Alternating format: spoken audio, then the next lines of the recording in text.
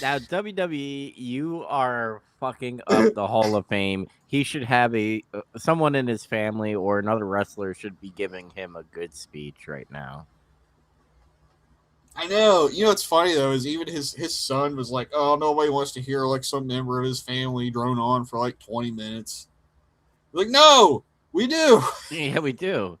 Or just Like, have, just don't make it 40 minutes. That's yeah. Don't do a fucking Mr. T talking about his mama and shit. talk about his damn mom for like, yeah, half an hour or whatever that was. Dude, that was torture. That was. Anyways, we are back. Life shit got in the way, and usually that delays some of the weeks, and I had family come over and all that. Anyway, we are back for the Monday Night Wars with WCW Nitro and WWF Monday Night Raw. Ugh. We're on the eve of WrestleMania that I don't give a shit about, but Me either. I mean, there's like matches I'm interested in, but like as a whole, I'm like, that's just not there. yeah, I mean the Cody and Randall match, I'm kind of like, let me see what's going on, but I'm kind of like not excited. The Punk and Roman Reigns one, very milk toast for me. I mean, I know they did a build, of him coming back and him fucking up the bloodline, story with the war games and all that. But I don't even give a shit about that match either, even though that's probably going to be a good match. I'm interested in what happens with Obafemi and Brock Lesnar. Yeah, that too. Will Brock Lesnar lose? I think he will. I think he knows he's in the veteran spot of being like it's time for the kids to, take the torch. Here, fellow kids. Yeah, even though he says fuck them kids. Anyway, let's get into some good wrestling. Maybe. Sometimes. Yeah. We are in WCW Monday Nitro, June 3rd, 1996. We're in the That's first right. hour. We got Tony Schiavone and Larry Zabisco. Now that, Yep. I think you pointed it out to me, and I think other people as well, like, Tony Schiavone's like an asshole. And now every time when I listen to his commentary, I just think of him as a smug asshole now. He, yeah, he's just kind of always been that guy, I guess. But like the thing to me about him is like, you don't really think about it too much when you're a kid. You're just like watching the show. But like a lot of fans got like this weird nostalgia thinking Tony Schiavone was like a good commentator, and he wasn't really. Yeah. He's kind of like not good. Eric Bischoff is better than Tony Schiavone. I said it. Me too. I said the Yeah. same thing. I think we both had that agreement. Mm-hmm. Just make a 3-man booth with Eric Bischoff, Larry Zbyszko, Bobby Heenan. I just want both of them to be on commentary at the same time. That'd be great. Oh my god. Anyway, fucking John Tenta or Shark Boy or Avalanche is on the the ramp with Mean Gene and pretty much says he's not a fish or an avalanche, but a real live man. And I did a 500-pound man. Yeah. I have you ever watched the show The Office? No. Okay, but they do this like gag where like they break the fourth wall by looking at the camera like when something dumb is being said. So like when he said that, like I'm a real live 500-pound man, I just turned to the right looking like there's a camera like, yeah, no shit. Like you're this is what you should have been instead of an avalanche or a shark boy. I think with the direction that it was during that time where they were just trying to throw shit at the wall, they're like, hey, man, you used to be this in WWF. You're going to be Avalanche here. And then they said, fuck that. Now you're going to be with the Dungeon of Doom. And then that shit fell through. And they were like, here, put on this makeup of you fucking wearing a shark mouth. You're Shark Boy or Shark Man or whatever. He was just the shark. The shark, yeah. Shark Boy's later in TNA. But and then he's like, you know what? Since fucking Boss Man or Big Bubba fucking shaved his head, now he's the real Mantenta, and that's where it starts. He runs down to the ring with scissors in his hand, and I was like, "What the fucking style opening is this?" He's gonna stab him. To me, it was just like the promo is like, oh, he's gonna cut a promo, and he looked upset. And then when his first line was, "I'm not a fish," it killed it. I'm sorry, it just made it stupid. It's like, what you know what they should have done, because I see what they're trying to do. They're being like, all right, we're gonna make this look like he's shooting now, because he's like, I'm not a fish, I'm not earthquake or avalanche, I'm John Tennant. They should have just had him not be on Nitro for a couple weeks. Maybe shave his head. Like, go ahead, shave your head. You don't gotta walk around the airport with like half your head shaved. Don't worry about it. and just come back and just look different, and then beat his ass. See, now what John Tenta should have done, right? He should have done what you just said, like the first part. Bubba just shaves his head. He's all embarrassed, and he gets off TV for a while, and he takes a page out of Arn Anderson's book, and he waits for Bubba at the gas station, and he pulls up and he beats the shit out of him. I'm fighting at the gas station. I'm a real live man as he screams and punches him. Bashes his head in with a car door. Now, like, if you go in 80, whatever it was, 83 weeks. I keep on fucking up. 88 or 83 weeks with. It was 83 weeks. Yeah, Eric Bischoff and Ric Flair's son-in-law, which is always wild for me. That's a fun fact. What's his Conrad? Yeah, Conrad Thompson. Yeah, like if Conrad said, like, "Hey, man, why did like John Tenta do this promo?" And I think how you explained it, like, we just had to like write it off TV, and somehow like he's not a fish and he's just an avalanche. And Eric Bishop be like, "It is what it is. It got its point across." I guess. Yeah. Yeah. So like, yeah, the match starts, I guess, but there's not really much of a match. I didn't fucking rate it. They hit each other a little bit. John Tenta hits a power slam, and he goes to cut Bubba's hair, but Bubba bails out of the ring and refuses to get back in and gets counted out. Yeah. So, not a squash, not a showcase either. It just happened. Yeah. Now we go into like tag team. Yeah, and a tag team I've been waiting on for a little while has appeared. High Voltage and the Faces of Fear. It's not High Voltage, it's Faces of Fear. So, Ming and Barbarian is the Faces of Fear. And the whole reason why I'm like, oh, I can't wait to see those guys is like, I love Ming. Mm-hmm. Barbarian's on a similar wavelength to Ming in the ring. Like, they're kind of similar to one another. Yeah. And you can see why when you see them team up, it works. But there's this match they have with Mongo on Nitro one time, and it's like the fucking greatest thing ever. It's like so weird because we're gonna see when Mongo finally wrestles, but like he's just kind of awkward in the ring and kind of stiff. I don't mean stiff like, oh, he's hitting you for real kind of shit a little bit, but no, just like he's just the way he moves around, and he's just real awkward.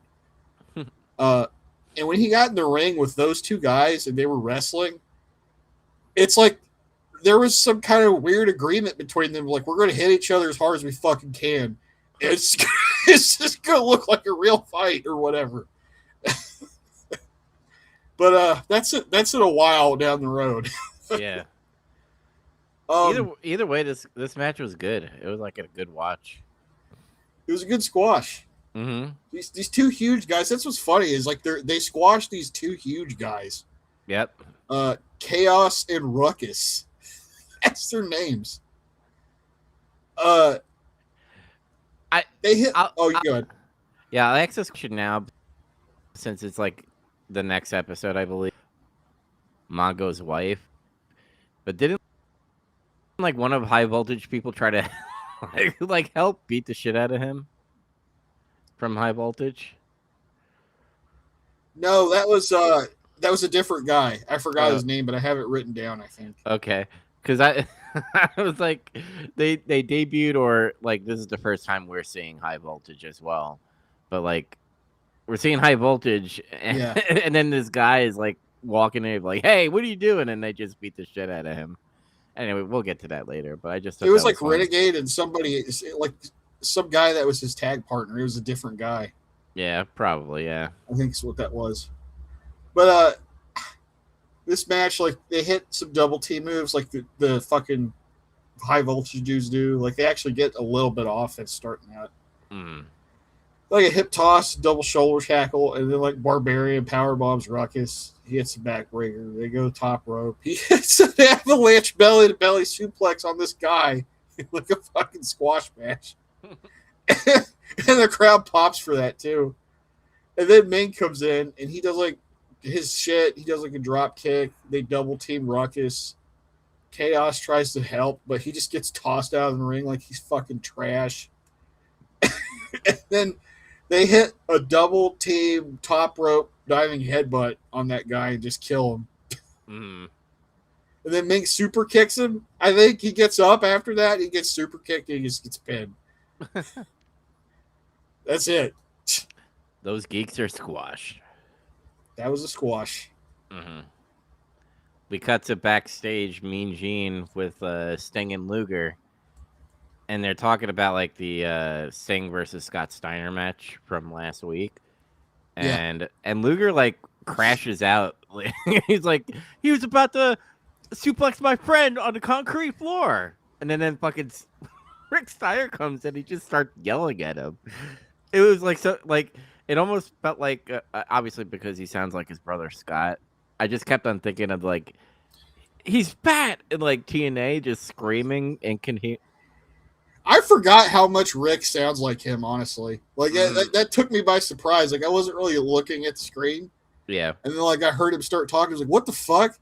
I thought it was Scott, but it was Rick. I'm like, his voice is just like a little bit deeper than Scott's. yeah. What's funny is like when their faces like, especially in WWF, like when they talk, they didn't really like scream that much on how like Big Papa Pump usually screams, but they were screaming. Both of them, both Rick and Scott, were screaming like they were Big Papa Pump, like genetic freaks. Like that's how it felt when they were screaming. It was almost like the prototype, like the alpha of Big Papa Pump here. Yeah. And then it's crazy when you realize Broad Breaker sounds just like both of them. Yep. Just fucking crazy. but But they get like this shoving match and shit, and then Mean Gene's like, "Hey, you need to settle down. No, get out of here. If you do this again, I'll never interview any of you ever again." that's why I like went on Facebook and I was like, Mean Gene is fucking awesome. And I know I said this before on the podcast. We will never ever get a Mean Gene. Like you could try to emulate or replicate a Mean Gene, but that aura, I hate using that word, that aura and that vibe that fucking Mean Gene had during the 80s and 90s and a little bit of early 2000s was fucking magical. Yeah, they don't really have anybody like that. Like now in WWE, like they got Jackie Redmond's kind of standing out as kind of an interesting interviewer for like people on air, like she does, but it's different. Yeah. And she's like the first person in like a really long time to kind of stand out in that role too. That's not like the butt of some jokes, like how they used to pick on Michael Cole when he was doing that. Yeah. Or like that other guy, like The Rock would like call him gay and shit. Just like like The Rock would clown on the fucking interviewers all the time.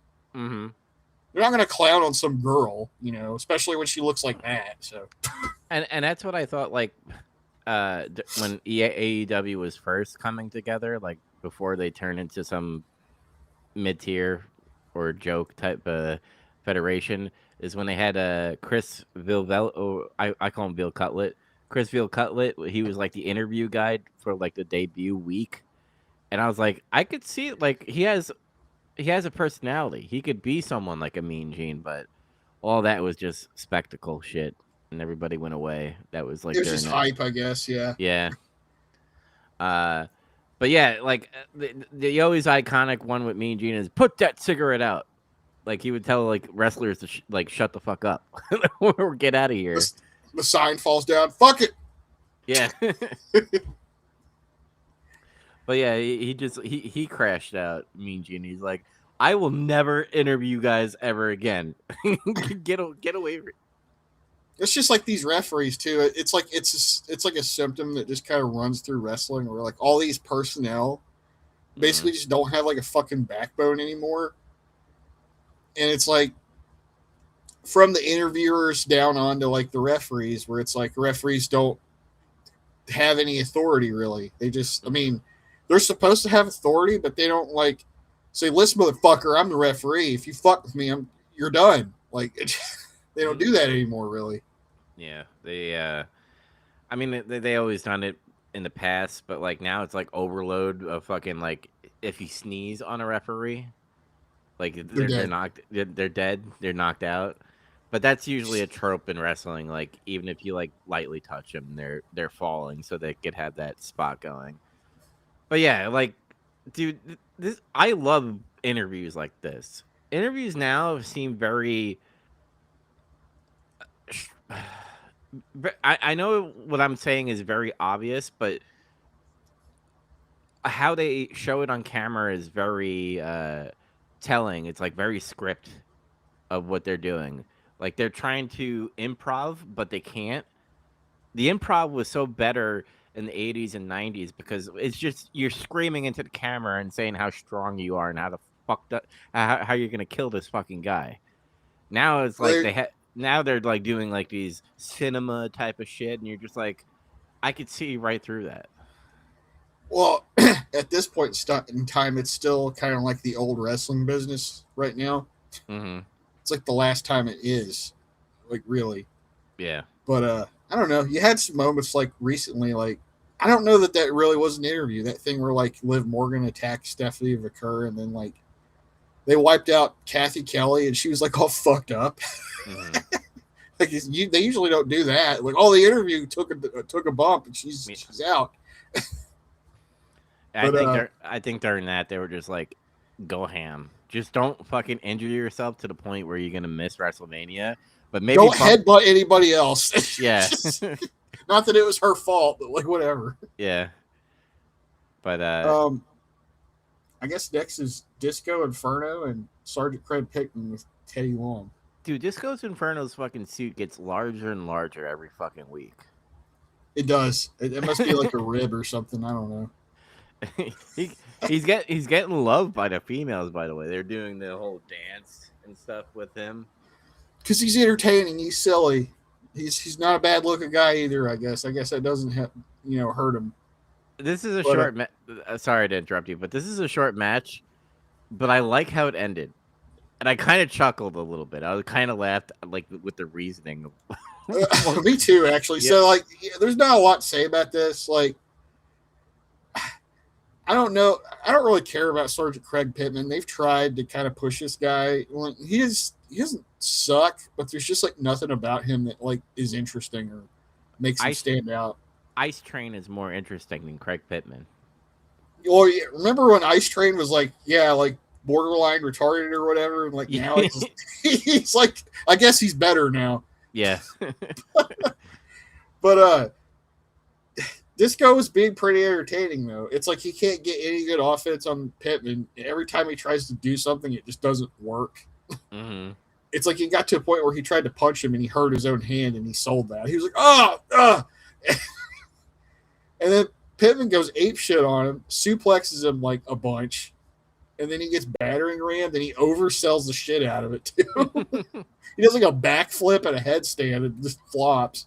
And then like Pittman goes for the code red and Disco like gives up as soon as he starts to put on. I was like, no. Like, the ref's like, he's submitted. It's over. And then he's like confused. He's like, what? I didn't even put it on.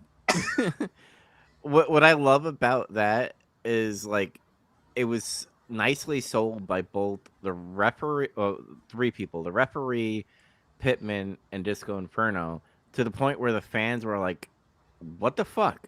And even They the were announce, confused. Yeah, even announce team, whether they did it on purpose or not, they were confused too. Like, that's the ending, and then it pans to Disco Inferno in the corner, and he goes, "I can't do this anymore." I fucking yeah. died. See if I let him put that on me, I couldn't do this anymore. I couldn't do this anymore, and I couldn't do this anymore. And he just starts laughing. It's like he doesn't give a shit that he lost. He just didn't want to get hurt. Amazing. That's all What I a gotta heel. say. Yeah, what a heel. Would you?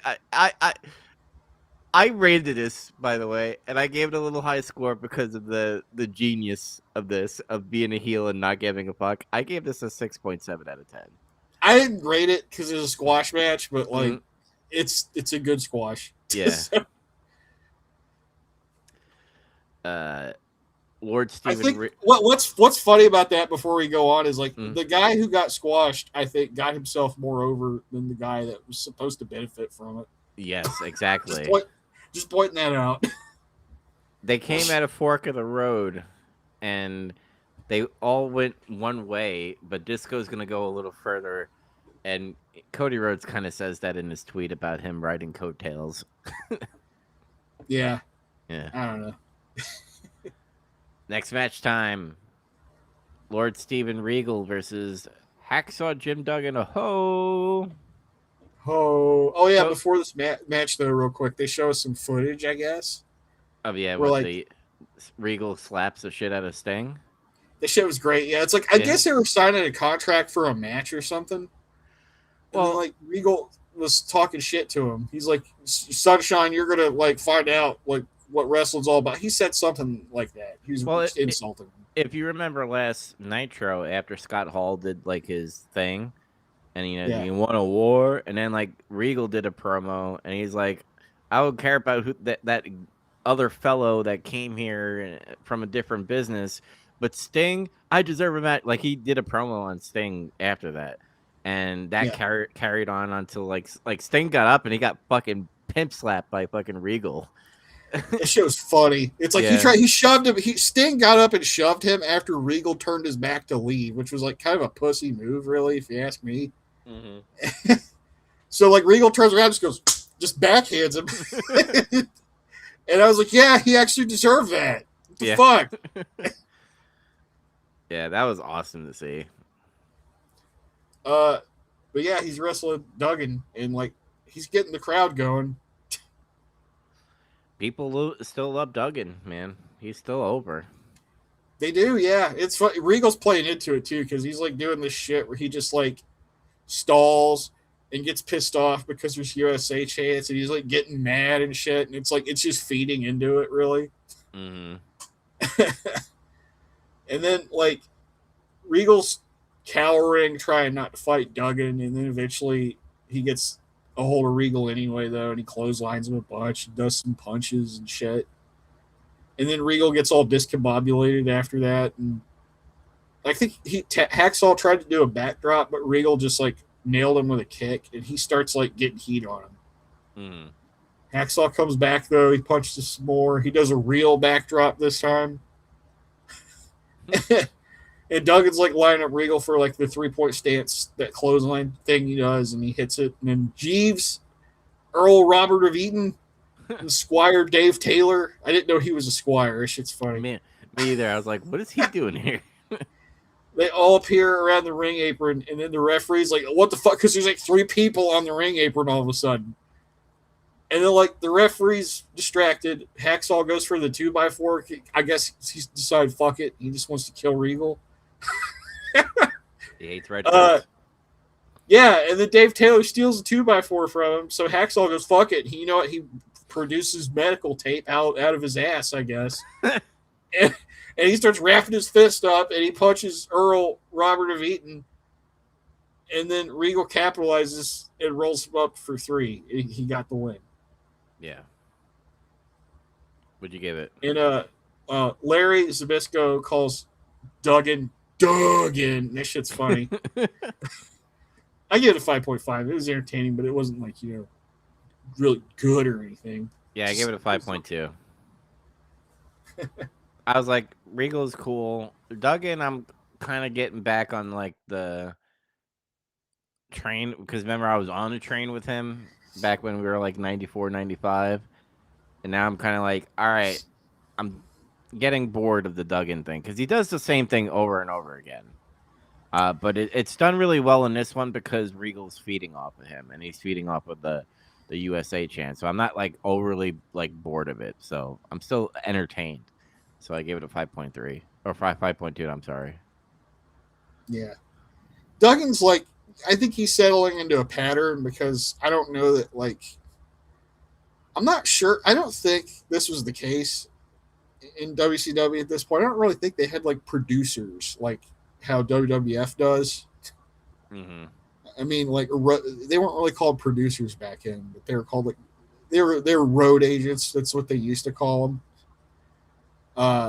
And Hacksaw was probably being produced more back when he was in WWF. Mm-hmm. And I always hear stories like when those guys were in WCW, it's like they would get, sometimes they'd get told, this is the finish. You guys just fucking figure it out. And nobody would be helping them figure out their matches. It would just be completely up to them how it would turn out. I imagine someone, or maybe Eric Bischoff was like, all right, Regal, you're going to win by fuckery. You guys work together and try to find how you get to that finish.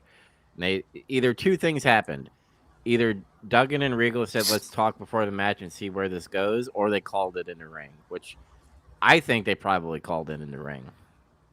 Probably. If you think back to like what Duggan was acting like before his last run in the WWF, mm-hmm. He didn't really act like this. Yeah. He acted like a little more normal. Yeah, I mean, that lumberjack match with Shawn Michaels was good. It was good, yeah. We still talk about that. Mm-hmm. After the match, Mean Gene does like an interview with Regal, and he's talking about how he got reprimanded by the WCW Championship Committee for bitch slapping Sting, I guess. And he's like, I was heavily fined, but I paid double the fine. And it was not even anything like any of these peasants could make within a year. And he said he paid double the fine so he could have credit with the company, and they would listen to him. And he said, I could have done what any dim-witted wrestler does, come out and insult him and his family or attack him.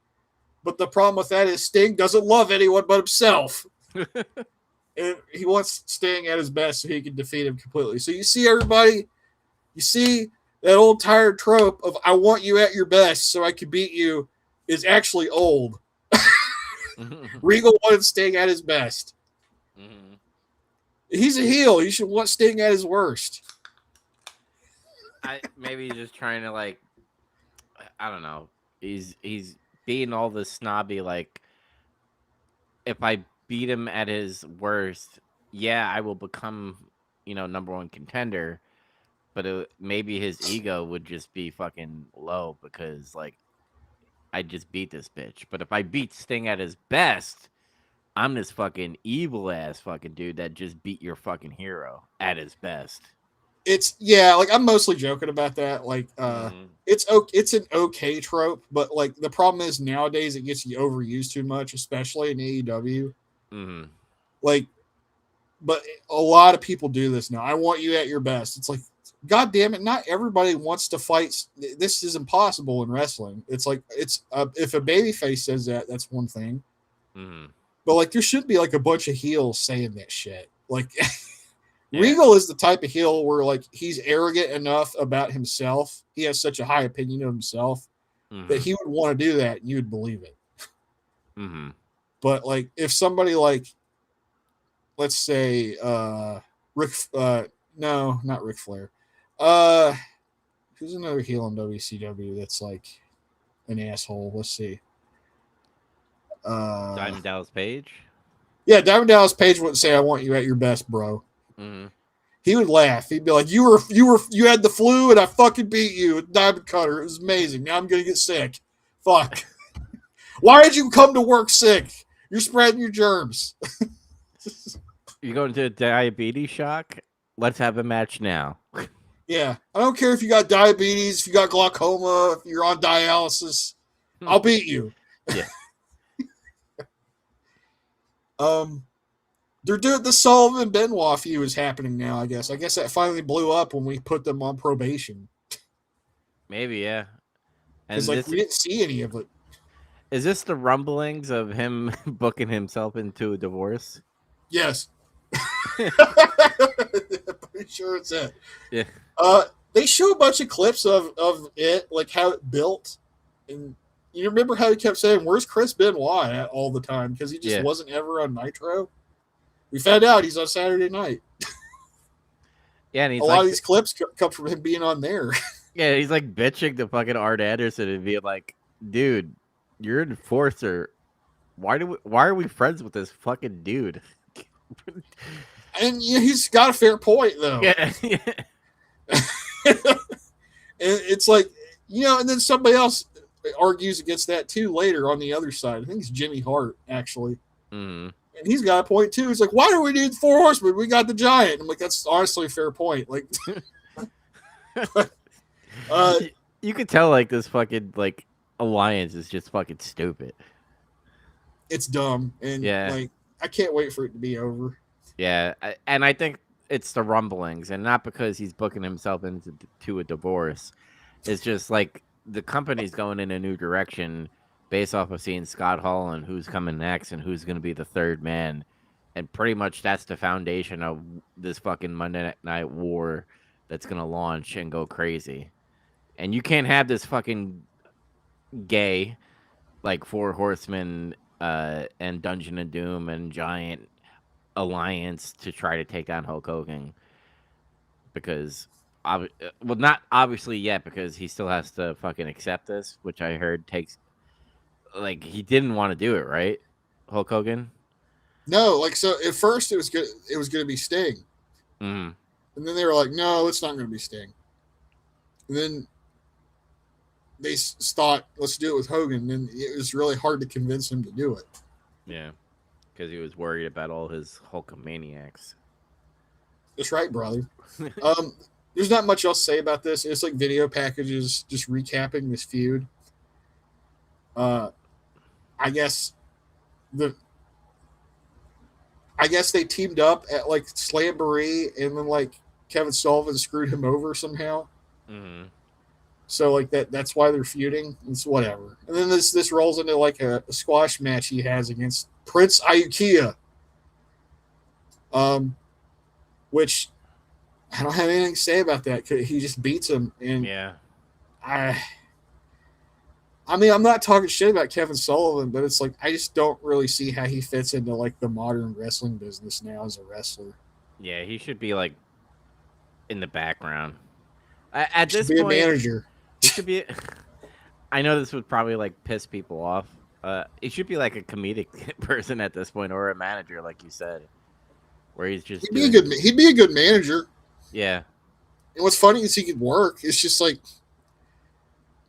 I don't know. It's just where like all these guys are so much bigger than him now. They were before. It's like it's not like he wasn't small back then. You think he could have been the manager for Faces of Fear? That would be good. Yeah. That would actually be pretty good.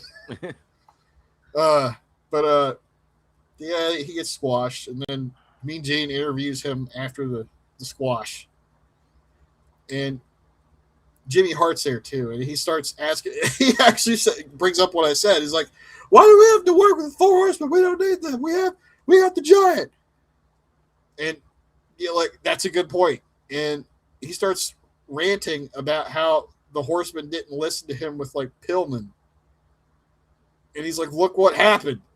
And he says, "Benoit is a serpent." He starts talking about how he's a serpent, and he keeps banging on about this. And he's like, "I know serpents. The way you kill a serpent is you crush the egg." And I'm like, he's not a serpent yet. He's still in an egg. It's like, I guess, I don't know. It was weird. It was a weird promo. Yeah, the way he like phrased it too. He's like, "I know something about him." I'm like, "Oh, he knows the future. He knows where it's leading." But then he's cheating on my wife. And he's Oh my gonna kill god. them all. Oh shit. Yeah, like that's where I was going. Because the way he's like, I see a dark future.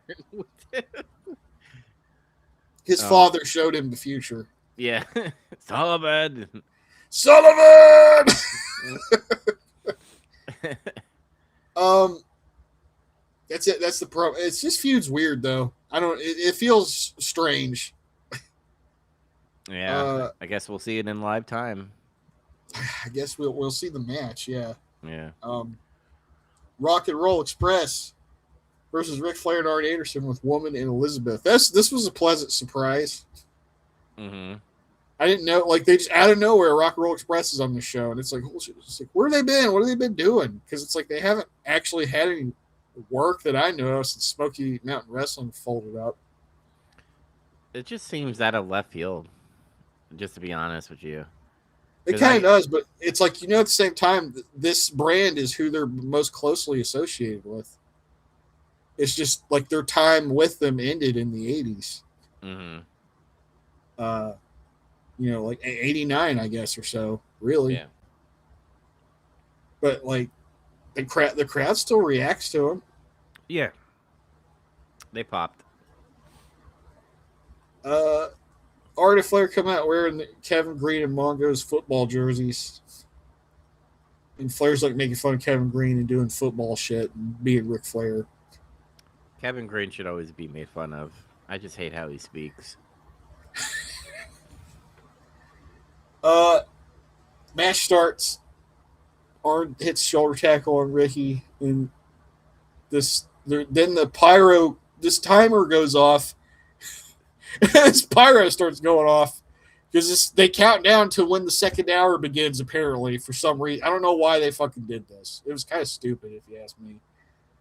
And it's funny because when the pyro goes off, you can see it actually scared Arn Anderson when he was in the ring. He was like busy. The thing is, I don't know if it actually legitimately surprised him or he just sold it. I don't know what it was. Yeah. But I like to think it legitimately surprised him because he just. I always heard that was the case. Like when the guys would be out there having a match, that shit would go off. They wouldn't know because what the fuck, and it just like distracts them. It makes you. It makes you think though, because like, is it just for the production? Them doing the pyro, being like, "Hey, we could probably use this as like B-roll or something," or is it like trying to tell the fans, "Hey, we're in second hour right now"? I think it's a little bit of that possibly, but it's also like somebody thinking that like this makes it look good that we go out of our way to announce we've entered the second hour of Monday Nitro and we make this big production about it, but it's like kind of fucking pointless. Well, my brain is this because like we're so like dopamine heavy now with our phones and stuff. Like we know when time goes so fucking fast because we do a lot of doom scrolling.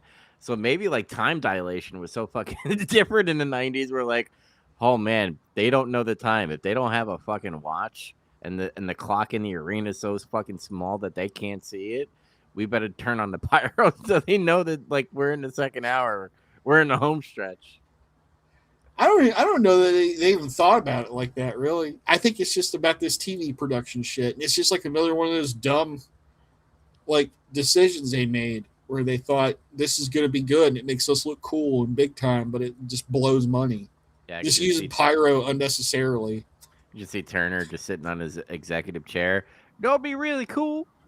Pyro. Tons of pyro. I feel like this is an Eric thing. Maybe. Well, it is still Turner's money.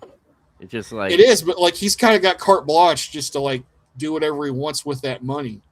Mm-hmm. So I don't think you had to go ask permission for this. It's just like this is what we need to do. Hey, we're going to do this. Eric Bischoff got in charge and they gave him the blank checkbook. That's what everybody always says. So, anyways, all these guys have great chemistry together because they used to work a lot back, in the 80s. Mm-hmm. Especially Flair and Ricky Morton, which there's a match they had, a single match back in those days. It's pretty well known. because Ric Flair really wanted to wrestle Ricky Morton in a singles match for like the world title, and he eventually, got his way and was able to do it. Mm. And it's supposed to be a good match. I've never seen it though. Um, I like how he sells Morton. He sells Ric Flair's chops. If you notice, it's like he'd get chopped, and he'd do this thing where he'd kind of like get knocked down, but he would spin at the same time. Like it fucking discombobulated him, and he'd be like, "Oh shit!" He'd like be sitting up in like this weird position. It's like when you do ragdoll in like video games, where like the momentum just like he hits him, and he just like gravity takes him. Yeah, he ragdolls momentarily. Yeah. His selling's amazing though. Everybody, that's like a trope, like Ricky Morton selling, and people talking about how people sell in wrestling. It's this guy. Mm-hmm. Like you just watch how he sells, and it's like great. He even sells being stomped on the head when he's lying down and face first on the ground. Great. It's like he'll get stomped and he'll go, ugh! And he'll like his whole body will like fucking shake and shit. And one of the things I noticed about him too that I really like when he sells is like when he's like getting beat up and shit, and he's tired, like he's been beaten up for a while. Mm. You'll see him, he like reaches out to the crowd and he'll say like, "Help me," or some shit like that. It's like, damn. Yeah. It's like he's getting like crucified or something. The other thing I like about rock and roll is Robert Gibson's good too, by the way. He just his role's different in the team, I think, a little bit. I like that they're smarter in the ring than most baby faces are, if you notice. Yeah. Like they can tell, like they have a sixth sense when they feel like they're going to be attacked from behind. It's like they expect it. And then like they juke him out. They're like, "Oh shit!" He sees Arn's getting ready to do something. He's able to duck it or whatever, and then like retaliate. It's like what were you gonna say? It's like they're studying the tapes. They know the moves of the Four Horsemen. Yeah, yeah. And like I don't know, I've not seen enough of their earlier career to be able to tell if they wrestled like that too back then. But like something tells me it's probably the case. It's like it's something about how people book baby faces and how they're like produced in the ring and like, how they wrestle in the ring. That's like, that needs to kind of come back. It's an issue with baby faces. It's a big reason why they can't get over anymore in like modern wrestling. Because baby faces always look dumb or like lame and they can't look that way. They can get outsmarted, like like the heel can be devious and like fucking cheating them and shit, but it's like they can't look dumb, and that's the problem. Is too often they look dumb. That's why, like, when you have a heel like Dirty Dom, like, but it's like for him and Eddie Guerrero, I think there's an exception because like when they do it, they're kind of doing it half like, oh, that's a smart thing, and also that's kind of funny. But like when they do a lot of fuckery and stuff in a match, they should like lessen that a little bit because like you got to think psychology. Everybody has a TV. This is being made for TV. If I'm a wrestler, I'm just gonna go look at the tape. What happened in the last couple of weeks with this wrestler? What are they doing that's a pattern? And they could be like, hey, you always go to the turnbuckle and take it off to go hit your opponent. I'm gonna know that for my match. I wish. Oh, go ahead. I wish they did that more often in modern wrestling, especially with social media, since it's like there's highlights of it in Twitter itself. It reminds me when Undertaker was explaining like why he had so many people countering his old school move after a while. Mm-hmm. He's like, why are you letting everybody counter that move? He's like, because I've been doing it for 20 years. Like you'd think somebody at some point would know what I'm doing, and they would just know how to counter it. So, yeah, there's something to be said for that. Well, it's kind of interesting that you brought that up because, like, when we get into WWF soon with Jake the Snake, like that finisher, the DDT, was so over with the crowd. But now you look at the DDT, and it's kind of like a transition move. Yeah, it sucks now. The DDT's only a finisher for somebody if they do it in like some kind of crazy weird way. Yeah, like the educator or something like that. Yeah, or like even crazier than that now. Honestly, it's like something like that. The who the fuck Andrade's got a good DDT? Yeah. Like something like that. There's some kind of lemon twist on how you do it. But a Hmm. regular old DDT, yeah, it's just like a transitional move. It sucks. It kind of reminds me of like a weapon being like in like video games where uh you have a suppressor but you use it too much, it fucking wears out. That's how I It see like breaks. that's how I see the DDT. Like it got so overused as like a big move that it like eventually broke out. It broken. You mean like super kick? Yeah, that too. That's another one. Sean feels the same way about that. By the way, what's funny is he's not even like the guy who originally did it. Is Chris Adams actually? But I guess Sean really popularized it. Yeah, well, he put some more pizzazz to it. Yeah. Um, During this match, Uncle Eric keeps hammering Bobby about whether or not he's going to manage Arn and Flair at their Great America Bash, and he like remains evasive about it the whole match. He's like, "No, I don't know. I mean, I don't need to give you an answer. I don't need to tell you about my business." However, when it starts to look like the Rock and Roll might win, Bobby just gets up from the announce desk. He's like, I have to go down there. He's like, "What are you doing? You can't leave." And he just leaves. He gets down there and he goes to ringside and he goes up to like Woman and Elizabeth. He whispers something in both their ears.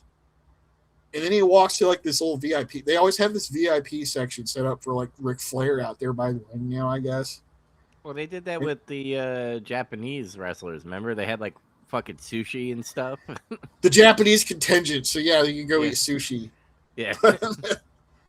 um, Liz and Woman do like a two-pronged distraction interference at the same time.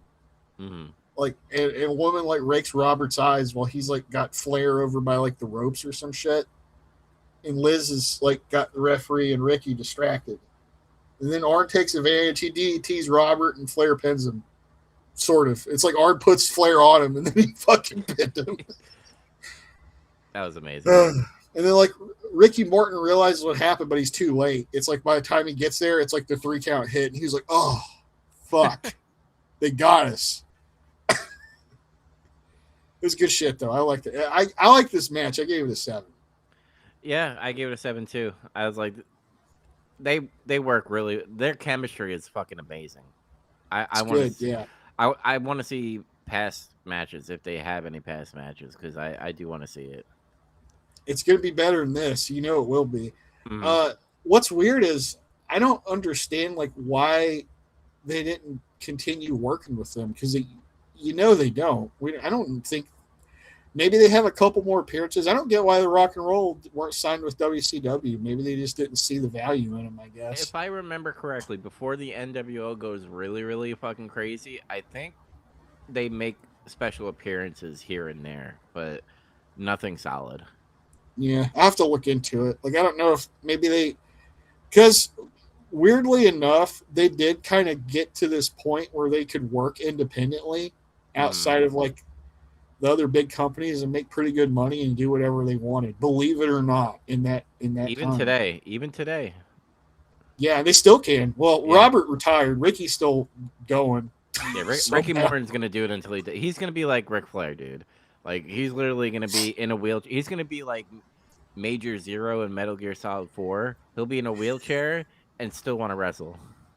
At least he's like not had like these ridiculous health issues that like cripple him. Like he can still kind of work. He's just he's old. Yeah. So, um. uh, So they do this like little tease that Mean Gene comes down and talks to Bobby Heenan and says, "Well, are you going to be managing the Four Horsemen?" And he kind of, I like what he did because he's still like being suspenseful. He's like, "No, no," and he like starts to walk down the ramp. What did he say? Like, because I think Mean Gene's like, "Well, what did you tell Woman and Elizabeth?" And didn't he say like where they're going to eat or something like that? oh, I was talking about a nice restaurant we could go eat after the show's over, some shit like that. Like some Yeah. throwaway line like that.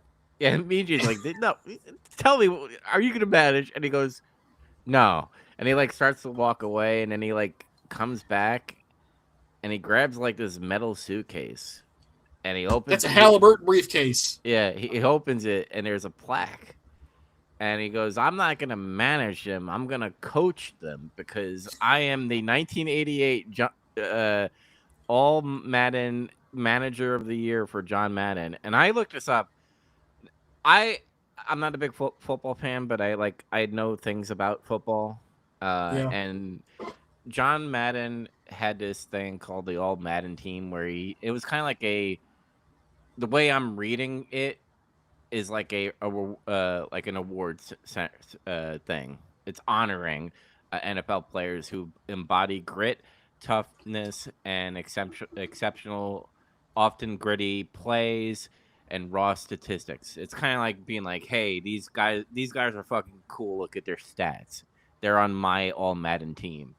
And apparently, someone got into his ear, uh, which I found an article on the Athletic by Richard Deitchich. I don't know Deitchich. I don't know how to say his name. Last name Deitch. Oh, Deitch. Deitch. Yeah.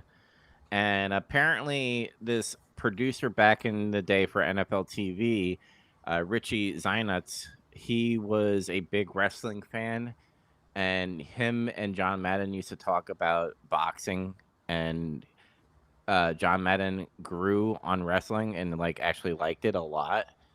That he also had a connection because both John Madden and Nick Bockwinkel used to be football teammates for high school.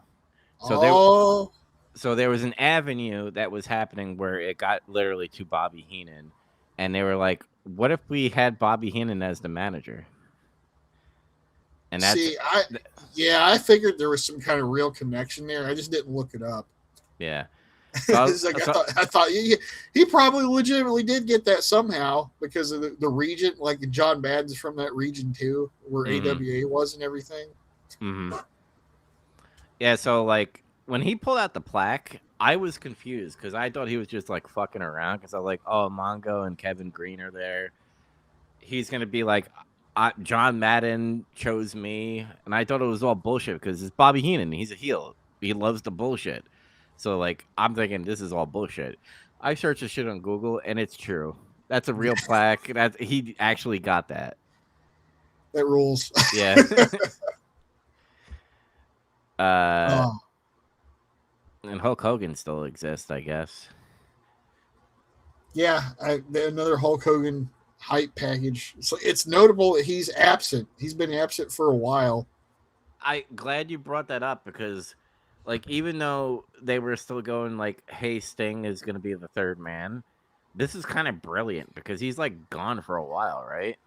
Until Yeah, it can't be him because like you can't be suspicious if you're just gone, and Mhm. everybody just thinks, oh, he is filming Thunder in Paradise or some fucking movie or whatever. You know, Mhm. I don't know. I don't actually know why he's gone right now. It could be like some shit where it's like we don't want to pay you right now. Just fucking like we don't want to give you pay per view percentages right now. Just don't because I was gonna say no. He still get paid. They just don't want to give him those pay per view percentages. Go do another Suburban Commando. Yeah, do something else for a little bit. I Mhm. gotta look that up, see what Hogan was doing during this time. But yeah, it goes to the main. Well, is this the main event? No, it's not. No.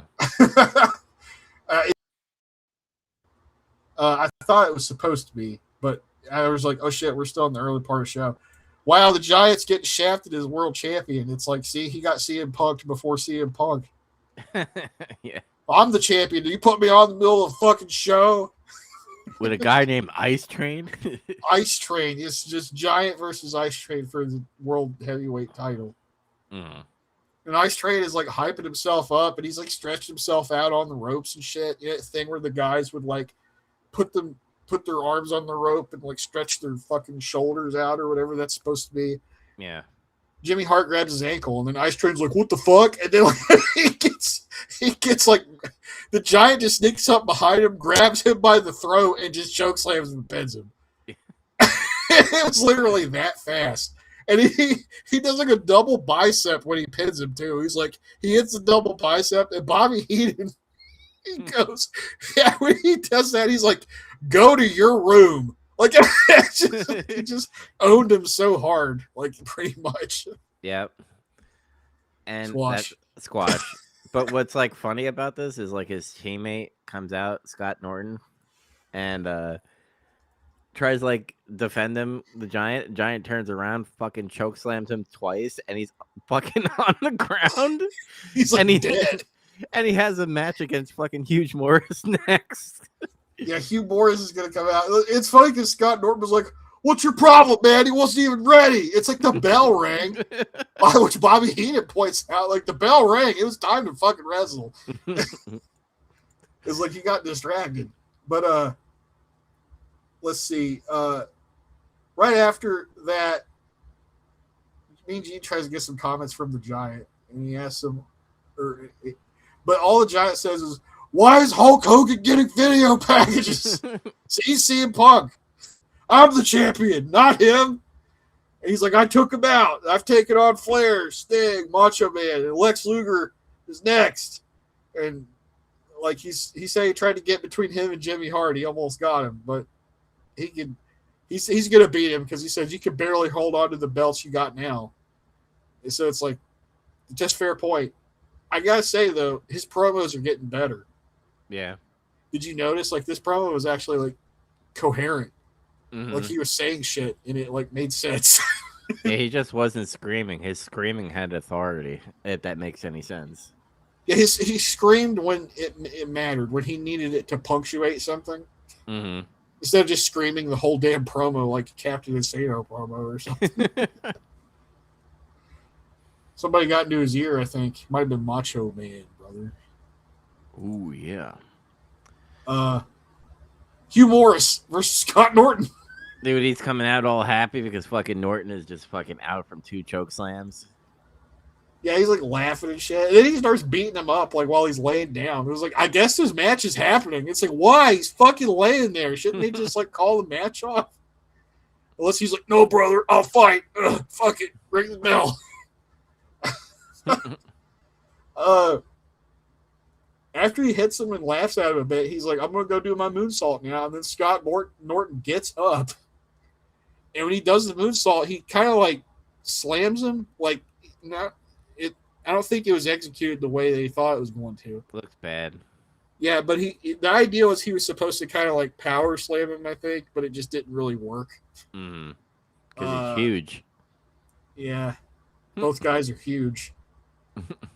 But he slams him, and then Scott Norton gets down there and just beats the fuck out of him, and he pins him for 3. And I was like, well, that was actually kind of cool. It's like they made you think he was dead, and then he like came back out of nowhere and fucking beat him. You know, in DC Comics, you have Flash and Reverse Flash. Is this like squash and reverse squash? Yeah, it was like this guy got squashed, and then he was literally in the next. He didn't get squashed technically. He got taken out. He wasn't in a match. He gets squashed next week. Spoiler alert. I'm gonna get salty about that too. But it's like, so they beat the fuck out of him and make him look like he's done. He's not gonna be able to wrestle. And he gets up and he squashes this guy, basically. I'm like, that's cool. That was kind of cool. It's cool, but it's like, then again, it's huge. Like they're building Huge Morris as this clown heel type of thing, right? He's just like a mid-card heel. He's just a flunky in Dungeon of Doom right now still. He's like a fat Ziggler. Fat Ziggler? Yeah. Did you have a rank, or is this like a squash? It's a squash. Yeah. It was an interesting squash. Yes.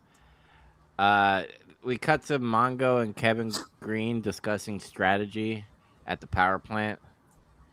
And did you count how many times Mongo says "baby" to Kevin Green? That's how he talks. This is what's gonna happen, baby. We're gonna go around, baby. God damn it! But like, this is actually kind of good, I think, because Mongo is like they're butting heads about strategy. Kevin Green, for some reason, is treating this like it's supposed to be football, which is like fucking stupid. Yeah, that's why I'm giving him grief. Is like, this is stupid. I understand why they're doing it because NFL and all that stuff, and because you have the four horsemen of Arn Anderson and Ric Flair. But it's just like, I wish Kevin Green was not there. I wish it was like Mongo and Ric Flair and maybe Kevin Green on the like as a person on the side, like a manager or something, or just have Randy Savage as a manager and it's just Mongo. This was the start of their little love affair they have, where they try to get celebrities to wrestle for them. Yeah, because Dennis Rodman makes an appearance soon. Not just Dennis Rodman, then Carl Malone, and then fucking Jay Leno, and then like it keeps going. Yeah, David Arquette, the champion. Yeah, but like I said, I like this. Then I said like Kevin Green's being stupid because he's treating us like this football, and you're like, well, yeah, like, no, you don't understand. He's literally looking at this like it's a football game. Mm-hmm. Like Mongo drew like a little ring, or like he drew a little ring on the whiteboard, and he's like, "This is what we're gonna do. We're gonna penetrate their line, and we're gonna go over there." And then like Mongo's just sitting there watching him, and he's just like shaking his head. He's like, "No, baby, it don't work like that, baby. This ain't football. It's wrestling." And I'm like, he's making sense. What the hell's happening? I wrote in my notes, Mongo has been watching wrestling for the past weeks, so he's telling how Kevin Green what the business is like. Nah, baby, that's not what we're doing here. We can't be doing this in wrestling, this football stuff in wrestling. It just doesn't work, baby. he'd been commentating for like 6 months or whatever, so it's like now he kind of knows wrestling. And so he gets up there, he's like, "No, man, we can't treat it like this, baby. This is what we got to do." And he actually like lays out like how a tag team match works and tells him. And it's like he just doesn't understand it somehow. And he's like, "Man, what are we gonna do?"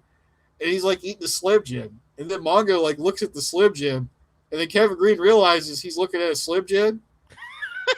Yeah.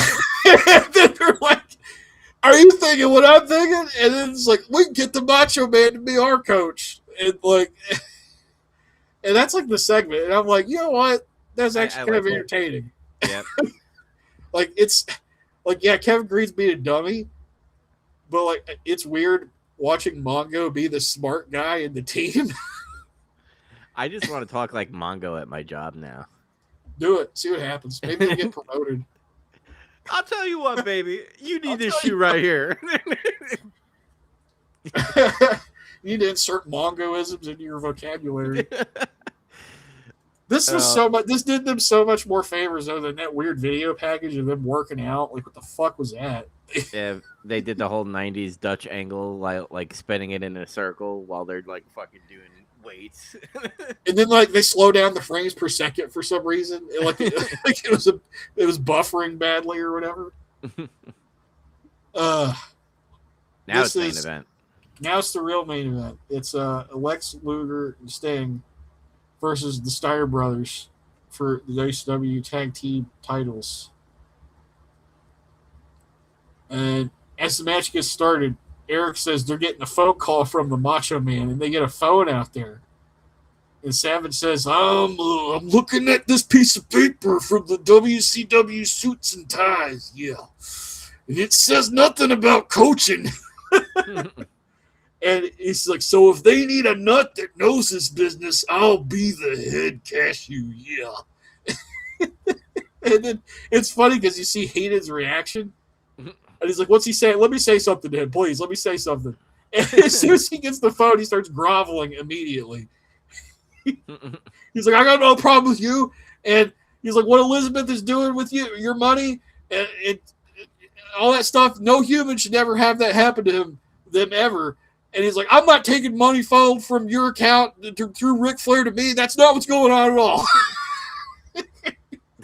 He's being all like scared of him, which is funny because like he brings that up. He's like, he's a psychopath. I don't want to be with a psychopath. It's consistent. He always talks about how crazy Macho Man is, so it makes sense. And Savage is just like, I'll be there, and that's like the end of it pretty much. Mm-hmm. So we come back from a break, Like, it's. I didn't talk about how the match started because they do this split screen shit, and this angle is happening, so it's like it's really pulling your attention to that. You're not really paying attention to the match. Yeah, I this should have been done earlier, in my opinion, because it Yeah, takes it should have away. been done earlier in the show. Yeah, Come back.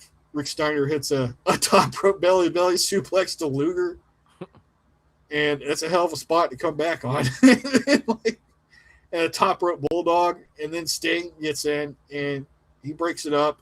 He hits a stinger splash, and he does a scorpion deathlock, but Scotty breaks that up, and everything gets reset. Scotty does a Frankensteiner from the top rope. I'm like, what the fuck? Like, you should be able to pin him off that. That's his finish. And can you imagine that? You know how we always joke about how, like, oh, when Scott Steiner does a Frankensteiner, you just have he takes you with him. You know, you're not getting out of it. How the fuck is that on the top rope when he does it?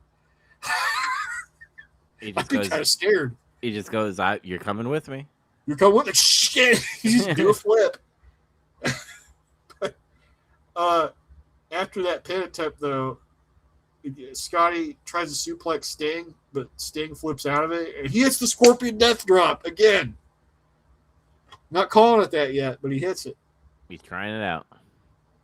Luger gets tagged in. He hits Power Slam. He puts Scott up in a torture rack, but Rick gut kicks him, and he gets broken up. Rick hits a Steiner line on Lex. They're fighting in the ring. It breaks down. Sting and Rick are fighting out on the floor, and then the Giant appears and chokeslams Rick Steiner very gingerly on the concrete. Yeah. It was like he pulled him all the way up, and then when he was going to drop him, he went and just kind of like made it to where his feet hit the ground. He could kind of take a little bump. Mm-hmm. Then he gets in the ring, and before that, Scott's like running the ropes or some bullshit, and then he pulls the rope down. Scott just flies out into the floor. And then him and Luger fight for a while until Sting and Scott get back in the ring, and they all beat up the Giant and force him out of the ring. Yeah, they all work together to get the big Giant out of there. So what I did see of the match, I thought was pretty all right. I gave it a 6.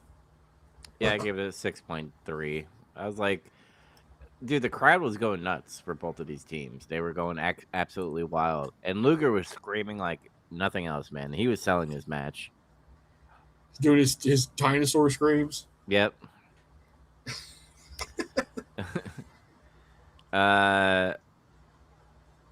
They do the wrap up, right? This is like what they usually do at the end of Nitro. Like Eric Bischoff kind of tells you what's going to be in the next episode or what's coming. And then we see Scott Hall like gingerly surf walking. Yeah, he's sliding in. And my favorite gimmick, I mean, Bobby Heenan done it before every time people came to the podium. But now it's funny because like it's kind of like he's running away from his old company, WWF. He's like, oh shit, that's the guy from WWF, my old fucking employer. Let me get out of here. And he's like, I gotta go. And he leaves. He doesn't even say anything usually. He just like, you hear like the headset rumbling, and then he just like takes it off and he disappears. Yep. So Scott Hall's here. He's like pretty much saying, hey, Ken Doll, which is Eric Bischoff.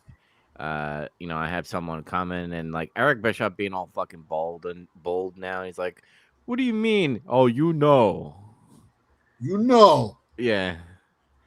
His fucking razor accent slowly going away because this legal shit that's happening right now between WWF and WCW. You can tell it's going away.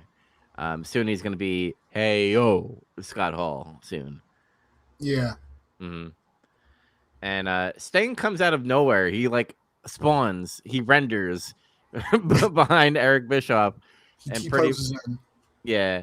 And he goes, "You're in the jungle, baby." Oh, I that was Mongo's voice, but like he screams like, "You're in the jungle now, baby."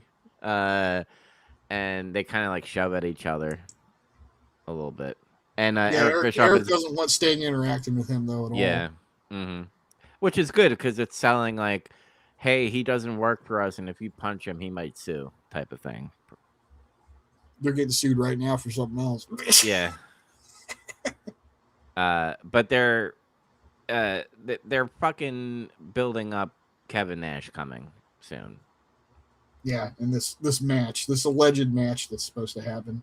Yeah, with three of their guys against three of our guys. I'm speaking like Scott Hall, our guys, which would be Scott Hall, Kevin Nash, and who's the third man? But we'll get to that later. It's 1, 2, 3 Uh, kid. oh my god, that would. I want a universe where that happens. I want like a parallel universe where it's like, who's the third man? Oh my god, it's it's Six Pac. It's 6 pack. Oh my god. What if it was Bret Hart? Oh, that would be fun. I'd actually would want to see that. That'd be crazy because he's just not on TV right now. It's just stupid. Like I pulled that out of my ass because he's just not on TV. But you know what, Luger? Here in the WCW, you're gonna lose, Luger. I can't do a fucking Canadian accent, a Brett one. I don't know what he'd say about Luger. Oh yeah, Sting slapped Scott Hall though before. Mm-hmm. He's like, all right, Chico, I see how it is. And that's when he says, we got a big surprise. And he does this. Big surprise, man. Mm-hmm. Okay. I thought the show was all right. The second hour kind of helped it out more. Yeah. It's like the first the show is kind of and the second hour was a little better. Mm-hmm. There's lots of squash matches or like stuff that went nowhere outside of the good stuff that happened. Yeah, there's a lot of seeds being planted, but there's a lot of seeds that I know is not going to grow. and it's they're just like they're throwing weird dead seeds into the ground, and they're not going to produce anything. Yep.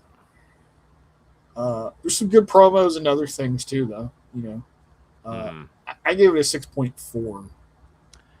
I gave it a little bit higher. I gave it a 6.9 because I really like some of the matches, and I was highly entertained throughout this whole show.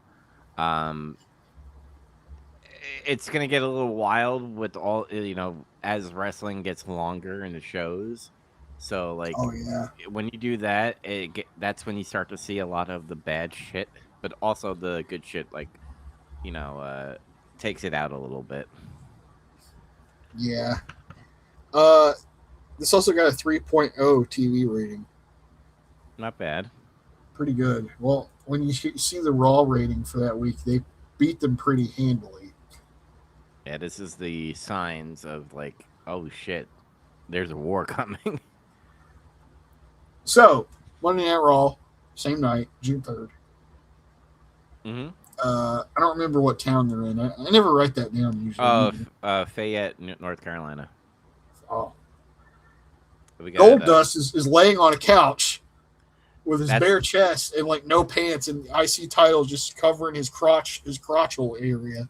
That's the promo I told you where my dad walked in. I thought so as soon as I saw that. Yeah, wrestling when your family's not there, wrestling when your family's there. That's the meme.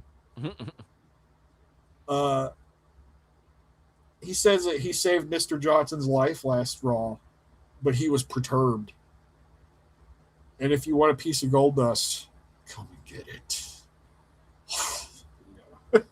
I was just trying to render some aid. I like how he used that like term. It's Lawler and Vince on commentary again. Like that weird little gold dust bit like kicked the show off though. It's like a mini promo almost. Mm-hmm. And they don't waste any time. They're going right into a match basically. It's like Bob Holly versus Steve Austin for King of the Ring qualifier. Or not qualifier. It's the round. It's the first round. Yeah, and there's no manager because Ted DiBiase is gone. He left. Yeah. I have a lot to say about this match. It's decent back and forth. Part of me wonders though why they had this match go as long as they did. If Austin's the one that's planned to win it, like I'm like, why is he taking so long to beat Bob Holly? Yeah, why is he taking so long to beat Sparkplug? Because like Bob Holly's fucking nope. He's like a low mid card babyface guy. Like Steve Austin should beat him pretty quickly. Mm-hmm. I think. Maybe Stone Cold was like, hey man, let's have a match. Let's go. And like maybe this is like they called it in the ring. Like this is what they're doing. Yes. It could be a thing also where like Vince just wants to see him wrestle more, possibly. Maybe because they spoiler alert for people who are following us for the first time while watching this for the first time. Steve Austin is the King of the Ring in '96, and I wonder if like because Vince has this thing where he has to have like underdogs be like fucking used like they'll have the King of the Ring brackets, but like they have to go through hell in order to get to the final, and then he would win. So maybe it's just like I want Steve Austin to work a lot because I want him to like look good. Yeah, I and I think it made more sense too when I saw the next Raw, or uh, well, yeah, after I watched the next Raw, because I think he was trying to do this thing where he was also floating this idea that, oh man, Jake Roberts could come back and like he could win the King of the Ring and it could be like this big comeback story. Like he wanted that to be happening at the same time and maybe make people think, oh, is he going to win? You know, like that. yeah, you could definitely see it based off of what they do next episode. For sure. Hmm. Uh, he beat him with $1 million dream after a while, though. I mean, there's nothing else real notable to say about the match. I thought it was okay. I gave it a 5.7. I give it a 5.5. Stone Cold Curve. Yeah. Uh, Uh, Jerry Lawler has drawn a cover for a comic book of his own because they yeah, keep talking about the Warriors comic book, and yeah. he's owning the Warrior, and he looks all skinny and toothless in it, and he's sucking on the King's boot. Ha! I it's funny what we'll see in this Raw or next Raw, but like I could give two shits about this dude. Like this and I've only watched a small sliver of the Warrior, but like even me knowing like this is not the Warrior. This is just like uh what's the wrestler's actual name? Jim Hellwig Jim Hellwig is just being Jim cosplaying. Hellwig. Yeah, and because he like I know it's not the '80s anymore, but he like comes out with his like warrior fucking get up, and he's just wearing a fucking hat. But that's next episode. Oh my god, that's Yeah, so bizarre. I call yeah. it baseball hat warrior. I think you're right though. I've never heard anybody put it that way before. It's like Jim Hellwig is cosplaying the Ultimate Warrior right now. Hmm. Uh, yeah, it's interesting. It's pretty accurate. The only thing Yeah. he's not doing is doing the promo where he talks about how queering doesn't work, which he needed to do that to Gold Dust. Yes. I think Vince was just scared because like he didn't know what Jim Hellwig would fucking say about queers. Baby. Uh, Barry Horowitz versus Mankind is the next match, and I wrote down. I was like, "What the hell?" I was like, "All right, I'm in for it. Let's go." it was one-sided. Mankind beat the brakes off of him, and he put him Yes. in the mandible job. He did the mandible job. Hmm. I love when he fucking put him in the tree of woe and fucking drop kicked him. I was like, He that's does that great. elbow drop. That shit's awesome. Yeah. After the match, as Mankind is winding down because his Twin Peaks outro music is playing, Yes, I love that. It's so awesome. Jim Ross approaches the ring with the microphone and he asks Mankind if he wants to make any comments about The Undertaker before King of the Ring. And Mankind says he hopes Undertaker will show a little bit of pride before the King of the Ring, or maybe he'll decide there's no sense in fighting a man who has nothing left to lose. And he starts talking about it's like, you can't take my ear. You can't, it's good, it's gone. You can't take my teeth. They're already gone. But of all the things I lost, I miss my mind the most. The King of the Ring, the Undertaker's gonna lose it all. And he starts like squealing. And then Jim Ross just shakes his head and he walks away. Dude, that's amazing. I a lot of people see the Mankind like, when he wins the belt and all that stuff, and they see the Rock and Sock connection, and then they see him being a like dude love and all that stuff. But like watching this as an adult now, seeing Mankind at this stage, I like this Mankind better. I like Mankind being a heel where he just fucking says, fuck it, I'm gonna go into this guy's match and beat the shit out of him and put my finger down his throat. and just be like, yeah, yeah, when he does it, all that stuff. He's doing that shit. That's Yeah. this squealing. Yep. That's what I want to ask him about. I've never heard him talk about that. Is how did he come up with that fucking screeching sound that he would do? He used to do it as Cactus Jack as well. It was just something he would do sometimes. He probably watched some horror movie and like heard that like a killer do that while he's stabbing or something. I don't know. Maybe. Yeah. Never heard him address it really. Let's see. They do a recap of the previous In Your House main event with Shawn and Bulldog. Yeah. Then we go to Goldust. And then Vince is like, "Where are you?" And he's like, "In my den." And then Vince is like, "In your den of iniquity." What the fuck? And then I guess this is via satellite from Goldust's den or whatever. And Vince talks about what happened last week where Goldust gave Ahmed Johnson mouth-to-mouth resuscitation even though he didn't require it. He's like, he was just unconscious. He wasn't dying. And Goldust goes, "I only did what any good concerned citizen would do." He's like, "I couldn't leave a man in trouble with no help. It wasn't within my golden heart to do that." Goldust makes some kind of innuendo about the taste of chocolate in his mouth. Yeah. And he pulls out like a Nestle Crunch bar and very sexually eats it. This is great. This is good TV. And then he says at King of the Ring, Ahmed will melt in his hands instead of his mouth. It's like, fuck, dude. Oh my god. Oh, that's crazy. Yeah. Godwin's in the Techno Team 2000. I still want to know what Techno Team 2000 is. That's what's bothering me the most about it. I'm like, what the fuck are they? What are they supposed to be? I don't know. I still don't know. Before that match starts, we get a brief promo from Skip and Zip from Body Dominance saying like they're looking for a new manager. And the Sunny is on commentary for this match too. With the belts. And she's got the belts. And Vince is like, "Why do you have the belts?" He's like, "That's part of our agreement. I carry the belts. I get all the publicity. I get all the," and then like, and I'm like, "It sounds like this deal's really good for her, but not for them."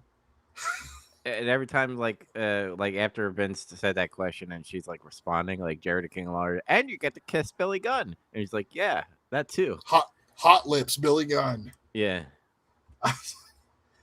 But this is kind of a nothing match. Like the Godwins are baby faces who get some reaction, but Techno Team 2000 is like fucking dead. Like even when they do impressive shit in the ring, they're not getting a reaction at all. This match was a background thing for Sunny's foreground of what's happening with her manager stuff that's happening. Where like if you're watching this on TV, it's like it's more about her. She's using this time to get herself over. Yeah. I don't think it helps that nobody knows, like, by the way, like what the fuck Techno Team 2000 is. Like, so not only like they're not reacting, it's just like I'm wondering what their deal is. It's like, what the fuck does everybody else think back then?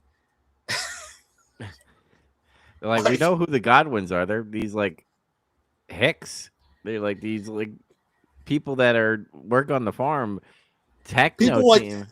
Yeah, people want to like talk shit about the occupational gimmick. It's like, yeah, the Godwins are technically an occupational. I don't really think it's technically an occupation because it's like, is it hillbilly or redneck an occupation? Not really. It's a lifestyle. It's a lifestyle. It's a lifestyle brand. Yeah. They're a lifestyle tag team. That's different. Mm-hmm. But Techno Team, they're like, I don't know, Matrix fucking like villains. They're Johnny Mnemonic tag team. I don't fucking know. Yeah. But Henry Godwin gets in there and cleans house and he hits a slot drop for 3. I gave it a 5.4. Technically, it wasn't a bad match. It was just kind of dull. It's average. 5 out of 10 for me. Make it 5.3. Mm-hmm.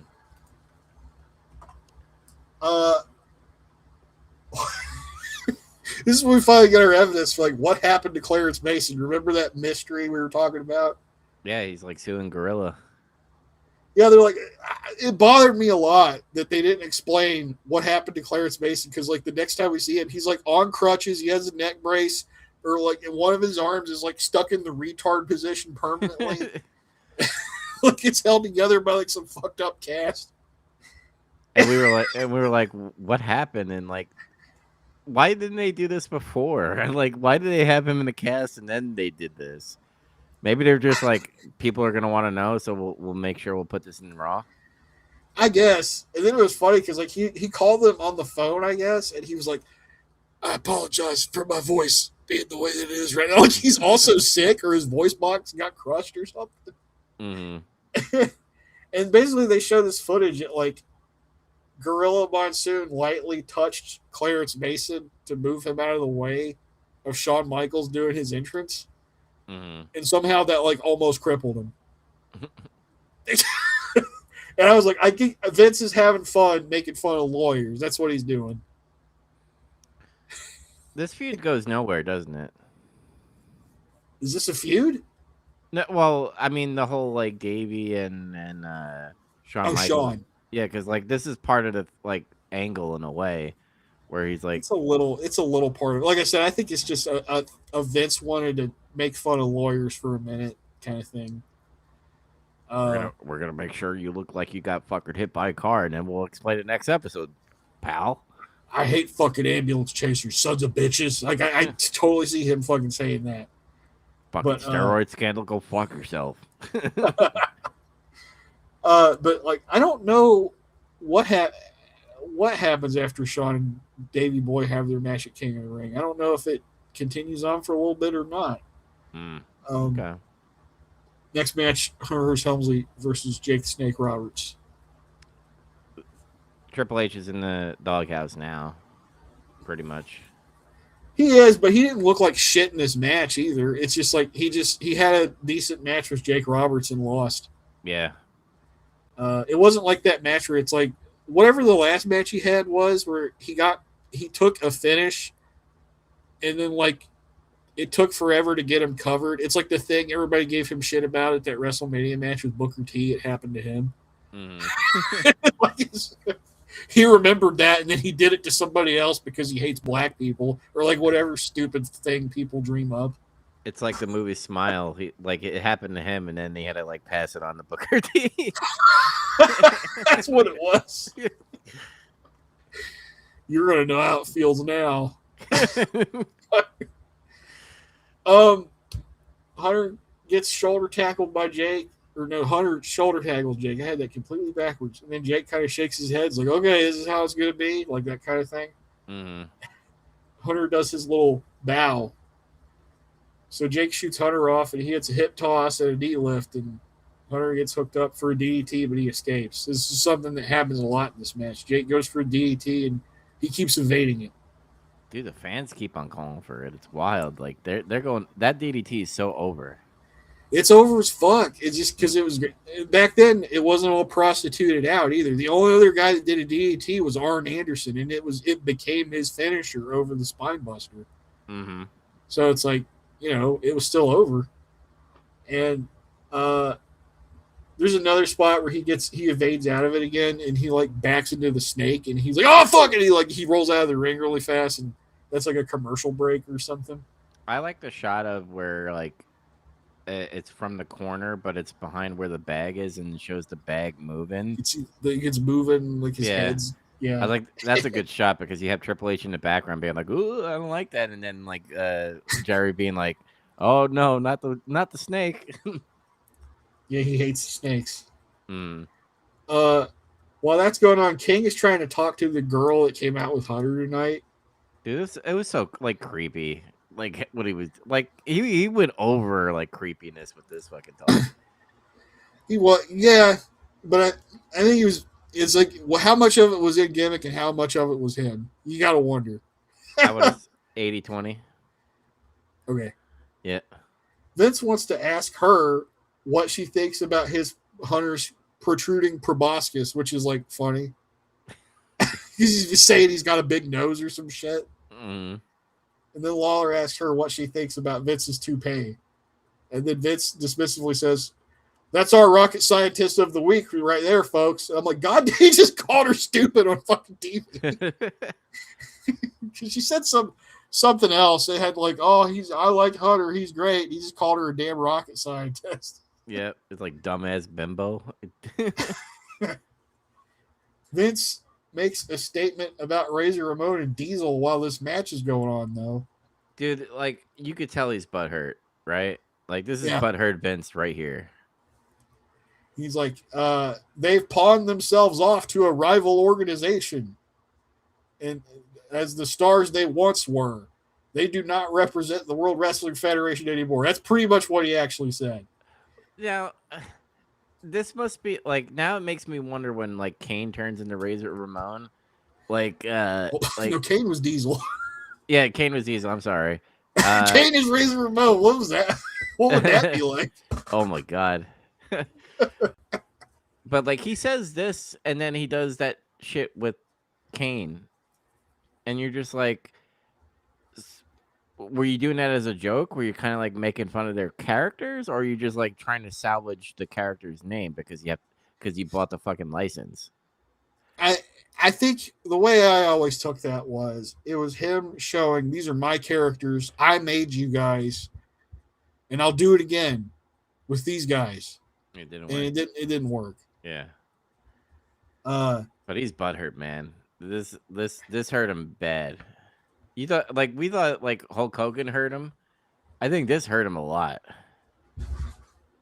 Well, the thing with Hogan was it's like Vince could probably argue all day I made Hulk Hogan, but we know that's not true. Hulk Hogan was blowing up before Vince got a hold of him.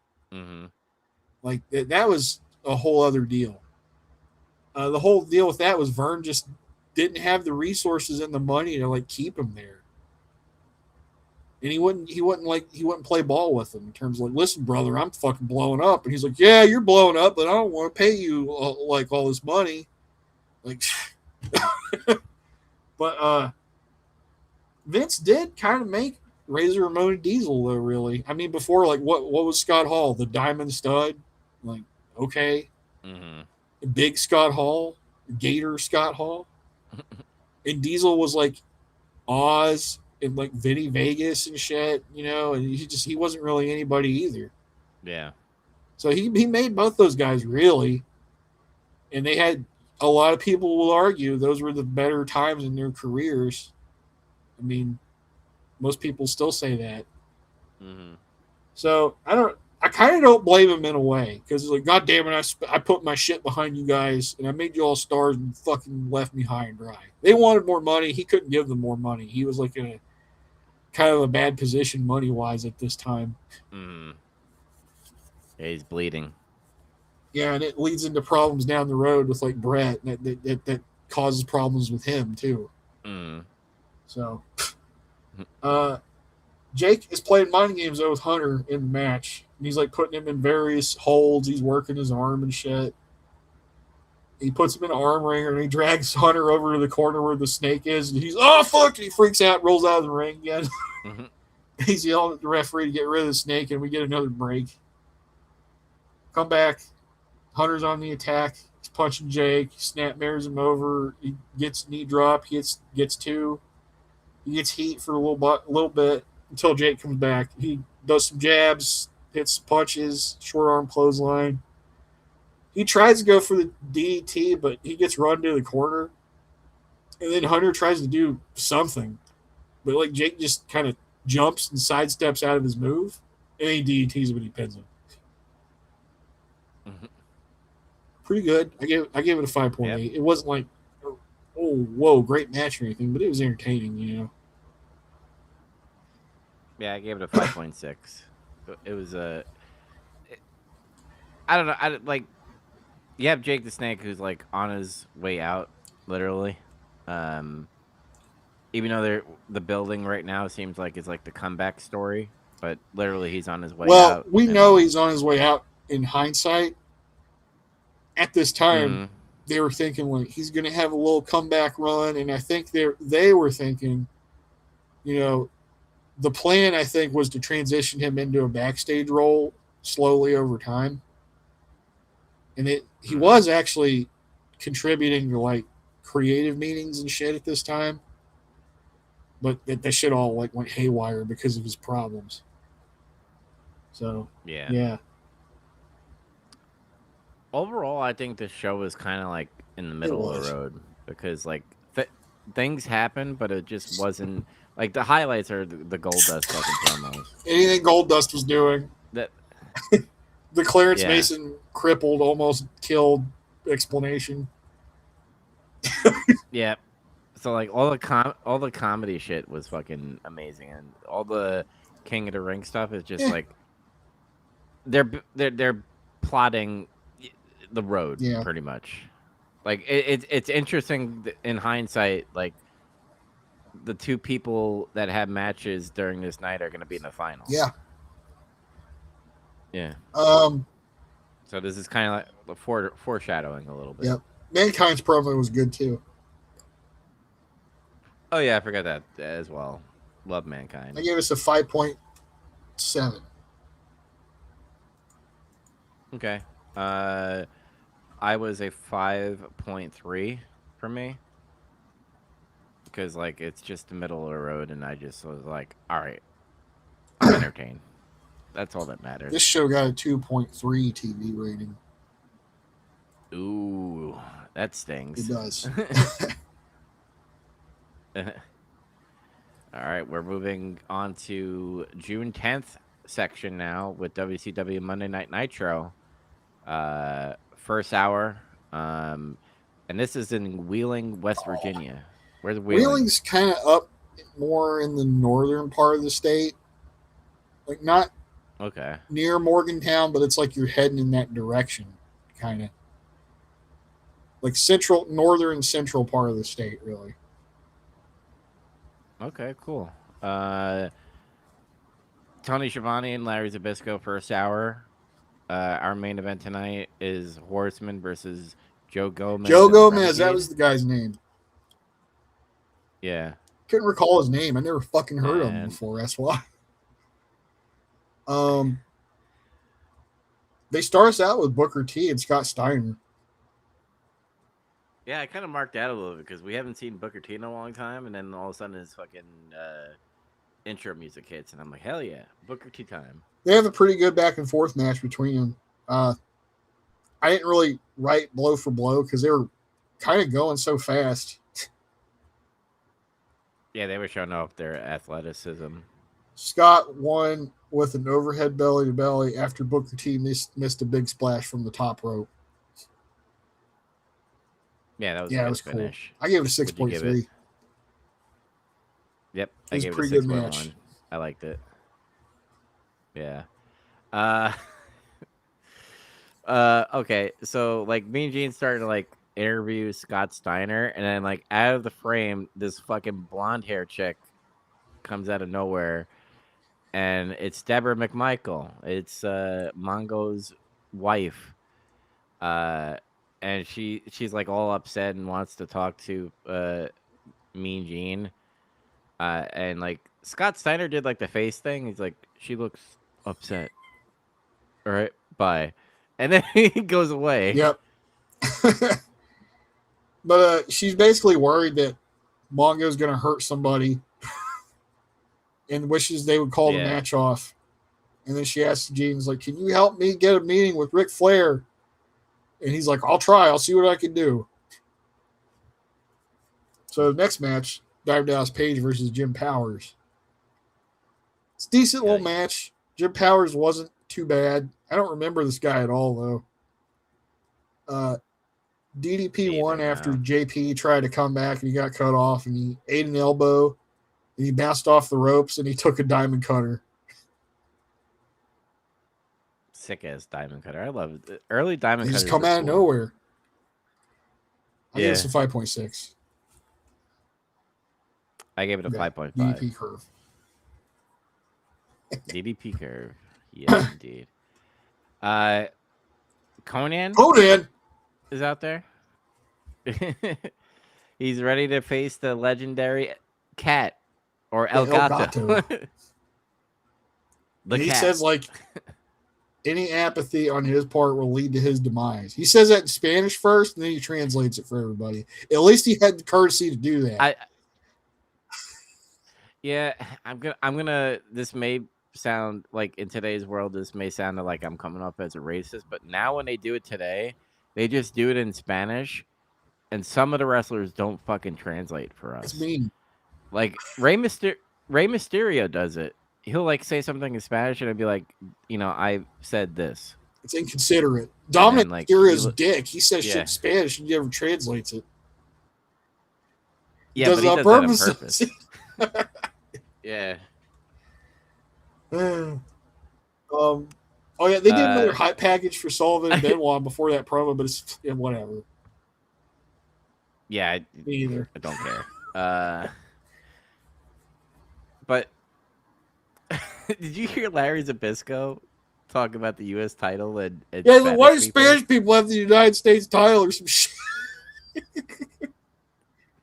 He said the only Latin people that have the title should be people with green cards, and I was like, what the fuck?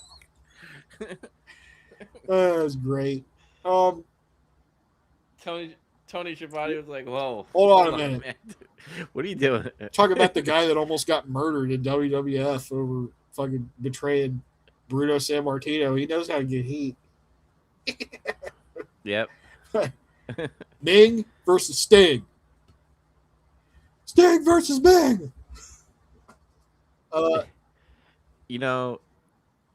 didn't think about this, that even though I knew it was coming, but like I didn't know I needed this. What, Sting and Ming? Oh, you always Sting versus Ming's always cool. Yeah. While the match starts, they're telling us we're gonna get Dean Malenko versus Rey Mysterio at the next pay-per-view. Okay, that's gonna be a good match, probably. Yeah, they are planting the seeds for. I think they did it a little bit last episode, if I remember, but they're doing it a lot in this episode. They're planting seeds for the. I mean, it's like division. It's established now. Like Dean's their champion, I think. Yeah. It's just they're not really featuring it that much on TV. Yeah, that's what I meant to say. Like they're like it's becoming mainstream. Yeah, people will probably see this. This is probably one of the matches that makes people go, what is with these little guys and all these moves they can do? This is the one thing that like Eric Bischoff kind of like one-upped Vince in, is utilizing the cruiserweights correctly. Yeah, Vince tried to do that. Do you remember that? He had like the light heavyweight title. The lightweight of it. And it never really was the same. It's like you got Taka Michinoku, which that guy was a good wrestler. But like the other guys he tried to get in that division to do shit, like outside of X-Pac, they weren't good. So yep. He just didn't have the same stock of guys. Ming just starts bombing Sting. Like that's how the match starts. He just starts beating the fuck out of him, and then he hits a backdrop, and that slows. I think Sting hits a backdrop on Ming, and that slows him down for a bit. He goes for a drop kick and misses, and then Ming gets back on top, and Sting's coming back, and he's doing punches and clotheslines, and he does his big face crusher. Ming stops him though with a shoulder breaker, and both guys try like some pinning combinations. And then Ming goes to the top rope, but Sting drops him on his nuts, and then he puts him in the Scorpion Deathlock for the submission. Were you surprised that Ming tapped out? Yeah, because the last time they had a match, which was like a few months ago on Nitro, Ming wouldn't tap out. Yeah, that's why like I got confused. I'm like, so are they like shifting power now? Is like Sting more powerful than Ming? On this night he was. With the Scorpion Deathlock. It's like one of those things, maybe. Look. Yeah. It was still Ming got dropped on his nuts. He was vulnerable. He had to tap out. Okay. Yeah, he stretched out his groin. It's like the Bret Hart groin injury. I've got a groin injury. It's really bad.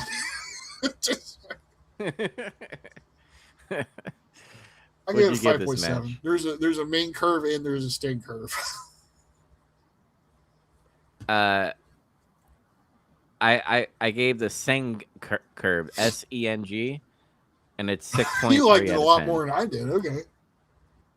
Yeah, because it kind of hurts a little bit as far as like with the internet now, knowing all the Ming stories that I know, and him being a brother.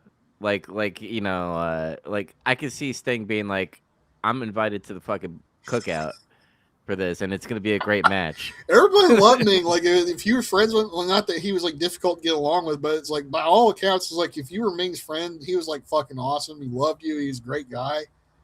But it's like if you pissed him off or crossed him in some way, it was like he's one of those guys. He'll kill you. See, there's three people that I would fear if was during this time. Harley Race. He's old at this Ming, point too. So, yeah, and fucking Mark Henry. Goddamn, yeah, Mark Henry's another one. What amazes me about Mark Henry is how much people wanted to fuck with him. I can't believe that. Dude, JBL could have died like multiple times with Mark Henry.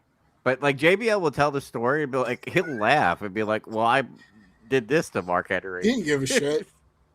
Until he did. Like, until he did. Yep. Big Show's the same way though. Everybody fucked with him and it's like he could have killed you at any time. You know that, right? Did anybody fuck with Andre back then? Andre was one of those guys where he didn't want to be ribbed, so he was like he didn't really participate in that shit. I remember hearing a story where he was coming out of the bar and these guys made fun of him in a car. So he said, fuck it, I'm going to flip that car. Yeah. Oh, my God. I think I heard a story like Ming was like one of the people Andre would not like fuck with, really. I mean, not that he fucked with people a lot. Like, is Ming and Harley Race and like those were the people that were like, oh no, if they get fucking mad at me, I'm in trouble. That's dude, they like I said, they will kill you. They don't care. These guys were nuts.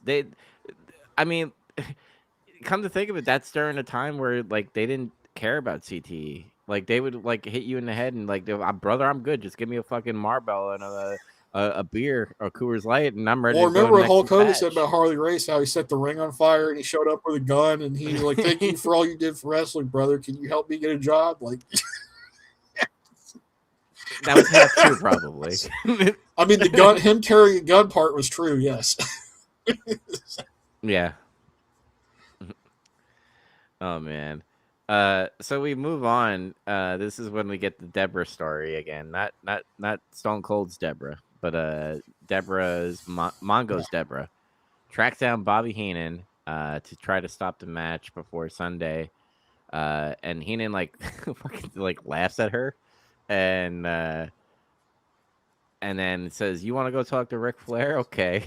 Brings her in the what's funny room. is he goes, "You want to talk to him now? You talk to him all the time, but now you want to talk to him?" Like he's like feeding into that whole made up story about how like her and Flair like do things. It's mostly one sided. Like Flair saying, "Oh, I got his wife, I got his woman, she's all mine." Like, so now that I think about it, Ric Flair is just the guy who collects fucking people's wives. Yeah, he did that to Elizabeth, really. So. And it's funny. He's like, she was mine before she was yours. And it was. I guess that was true. Look at this picture of me holding Elizabeth. Yeah, remember that? Yeah. Oh man, but Heenan's like, okay, let's go, and he brings her in the locker room, and he shuts the door on Mean Gene's face, and then bloody murder screaming comes from the locker room. What happens? We don't know. We will never know. I don't think we'll know, but it's pretty much it's pretty much alluding that Ric Flair or someone in that room was trying to do something to her. Where all the faces spawned out of nowhere. Renegade Joe Gomez happened to be there. And Renegade's like, "Hey, what's going on?" Flair and Arn Anderson just beat the shit out of them. And then Flair puts the figure 4 on Renegade. He starts screaming his head off. And then Arn goes over there and starts stomping the shit out of his knee, trying to hyperextend it. He went into gas station mode on him. He started beating the fuck out of him on the floor. Yeah. It was amazing. I loved it. Yeah, it was a good segment. And It's at this point in the show, Uh, I'm like, man, they are pushing the hell out of this angle, this match, because it's like it's mhm. not just this segment or like the previous segment. They're talking about it on commentary a lot tonight. Well, yeah, I mean, again, think about it. It's the NFL. They fucking shoehorned John Madden in there because of the 1988 All John Madden tournament or team thing. And what's going to happen, which we do get like a little segment, which that segment is the reason why I hate Kevin Green. But like they're on Jay Leno. Like this is it's literally trying to replicate what WrestleMania is all about in a way. Because remember, like when WrestleMania happened, like Cindy Lauper Mr. and all that T. stuff. Like it was, it's gaining attraction through those celebrities to show off the wrestling business through something that is adjacent, Yeah. which is football. Yeah, that doesn't mean to shove Pat McAfee into the Randall storyline, guys. That's not how that works. I will give them credit though; they've been kind of trying to salvage it a little bit, where they're like, because Pat McAfee stole the belt, and Cody went to like ESPN to like steal it back, and he like destroyed his set. So like, the only thing that's wrong with that is now it's taking away the focus from Randy. Like Randy should have been the focus. Like there should have been uh I know we're sidetracking a little bit, but there should have been a thing where remember when Triple H came to fucking Randall's house and like Yeah. terrorized him? It should have been Randall terrorizing Brandy in their Oh, house. he goes to their Yeah. bus. This I got it all laid out. He Yeah. goes to their bus, and she's there with their daughter or whatever, and then he's like, the keys are in the ignition. He steals their bus with his family in it. And you could go Oh my anywhere from god. there. You have Cody Rhodes like I mean, it would look cheesy because like people, a lot of people would be nitpicking it, but like Cody Rhodes takes a fucking cameraman, sticks him in a car, and they like have a They chase with show the a scene bus. of him, some car chasing a bus on the highway from a helicopter or some Yeah, shit. yeah, that would Oh be my fucking gosh. cool. Oh my But god, Dave Taylor, Squire Dave Taylor versus Hacksaw Jim Duggan. yeah, because he wants his So this is a revenge. fun little match. Hacksaw gets the crowd going again. It's USA. Dave Taylor is actually kind of funny. I never realized this before because I don't really remember him that well. And like right Me now, like either. Dave Taylor's known as this salty British fuck you up wrestler guy. He this isn't how he starts out here on TV clearly. Because to me, it's like he looks more like a Mm. comedic fall guy for Regal. Yeah, Hacksaw hits some punches and clotheslines him and ho and a 3-point stance. But Dave gets his foot on the ropes. So Hacksaw says fuck it and tapes his fist and he hits him. And Dave Taylor sells it like he T-posed and fell down. Like it's like he got pinned for 3. He got factory reset off of it. There's a squash. yep, wash. And during that match, the new opponents for Flair and Anderson is now a title match with Sting and Luger. And these are the things that I kind of hated about WCW, where they'll just be like, "Hey, we're having a match with these two dudes that have no fucking like big gain in any way, like no title match." But by the way, surprise new, I got something coming from the producers, from the president of the wrestling federation. We're gonna have a WCW tag team champions with Sting and Luger. Oh my god! Like they did that a lot in WCW, and it gets You know worse what though? later. In this case, it was better. Yeah, it was good because like this was like holy shit, better match. But like they go to this well a lot, and they go to it a lot later on in the WCW's tenure. They do that a lot in AEW as well. You notice Yep.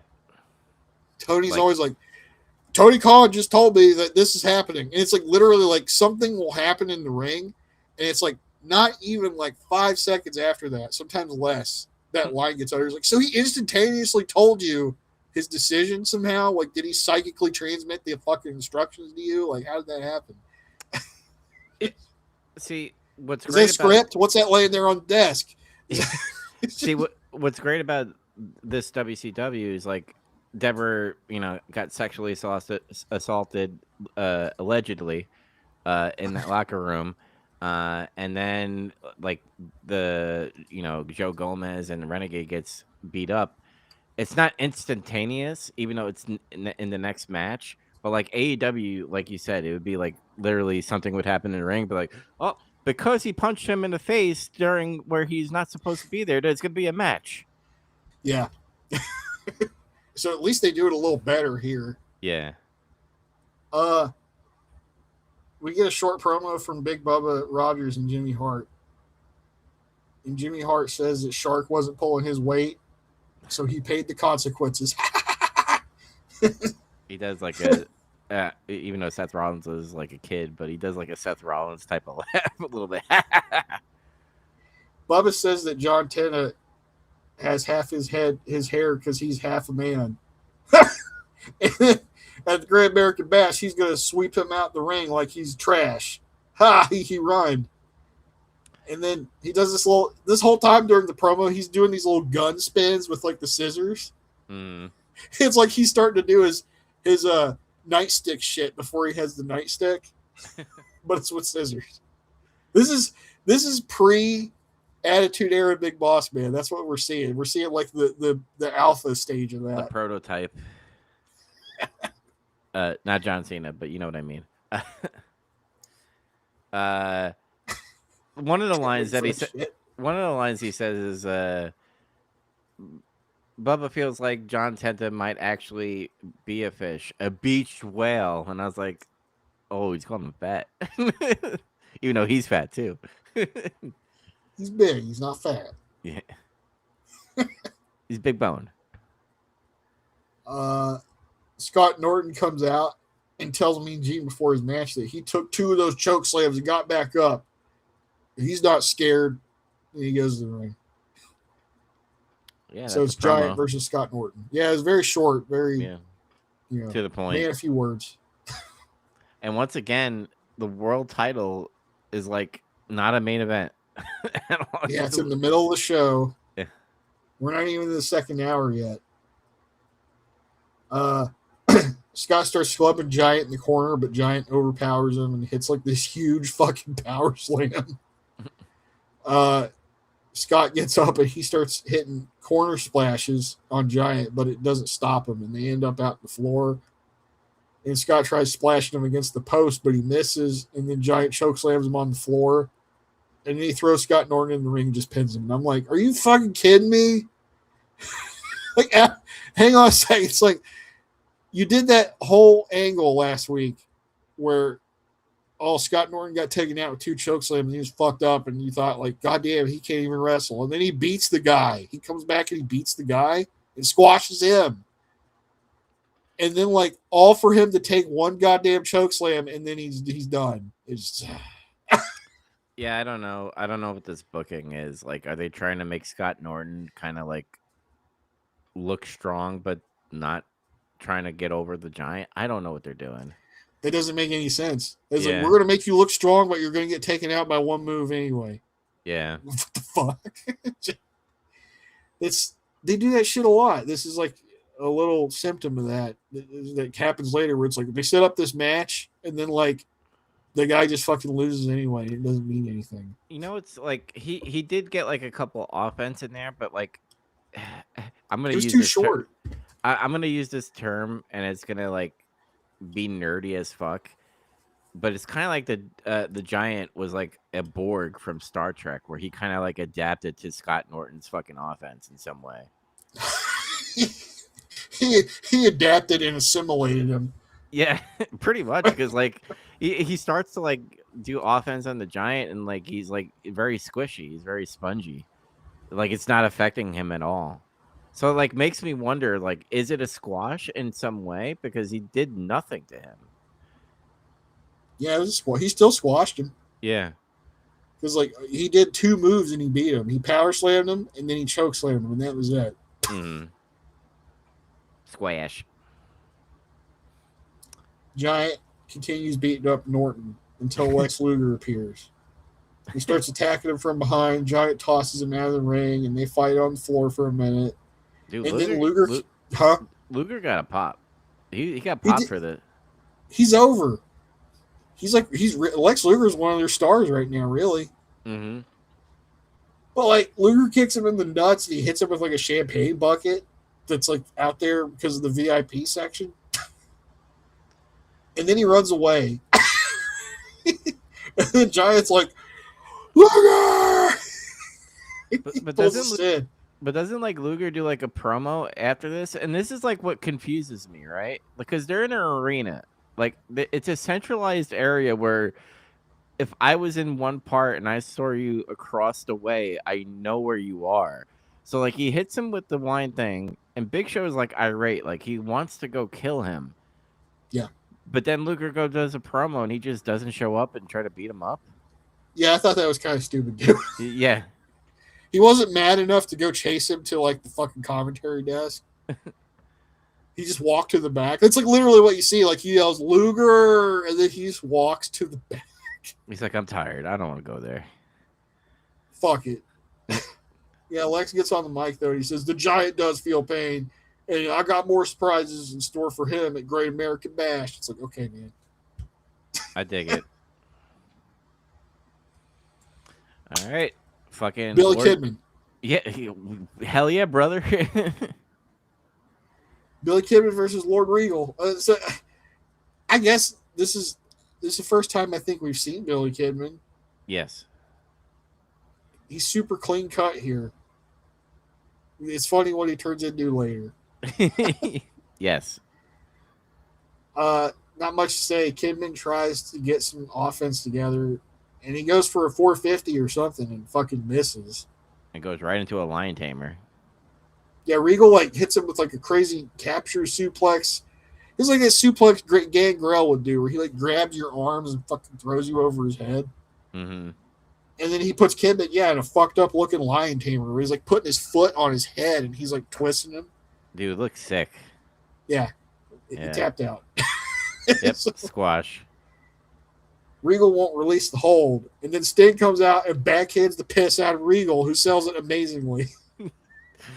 He literally moves in there and goes, wham! His bitch slaps him. Dude, like that's such a delay reaction where he got slapped by Regal and he waited until this very moment while he's stepping on a fucking kid to slap him. And then Regal sells it like amazing. Like he's like all wobbly and he can't stand up straight. He's like trying to like get his faculties back together and he can't. And then Sting's yelling at Regal's like, "That's payback. How's that feel?" And it's like he can't even like process anything because he got concussed. Mm-hmm. I love passionate Sting. Like everything he does, besides like when he's like Crow Sting, but when he's Surfer Sting and when he's when he gets old, mad, or when he's Old Man Crow Sting, where he's happy that Darby Allin won the AEW championship, he's all like, "You did it, buddy! Woo!" That's awesome. Yeah.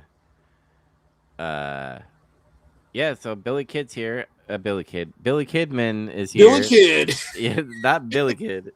Billy the Kid. But yeah, cruiserweight division's looking fun. I will say that. Can't wait for Dean Malenko and Rey Mysterio. That should be fun. Yeah. Nasty Boys versus Public Enemies next. Again. Now I got a funny story because Okay. we had to shift the schedule around because my work interfered a little bit, Mm-hmm. and I was running shorter on time earlier this week, and it just didn't work out, so we had to shift days. I actually skipped this match initially because I was trying to save time. And I was like, I don't want to fucking see this again. And I was gonna have like this note where it's like, I skipped the match, and I was just gonna have you talk about it. But I went back and watched it since we changed days,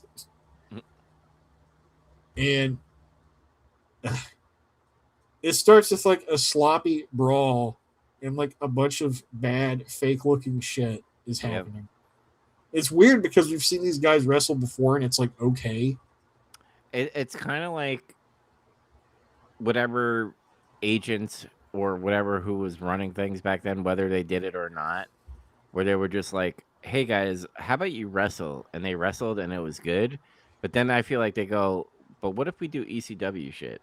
And then they're like, "But Maybe what they if?" said, guys, do you want to do our ECW shit tonight? And they're like, what's that? It's like, oh, we just fight. And it's like, okay, I guess. Yeah, and that's what we got. Yeah, that's probably what happened. Hmm.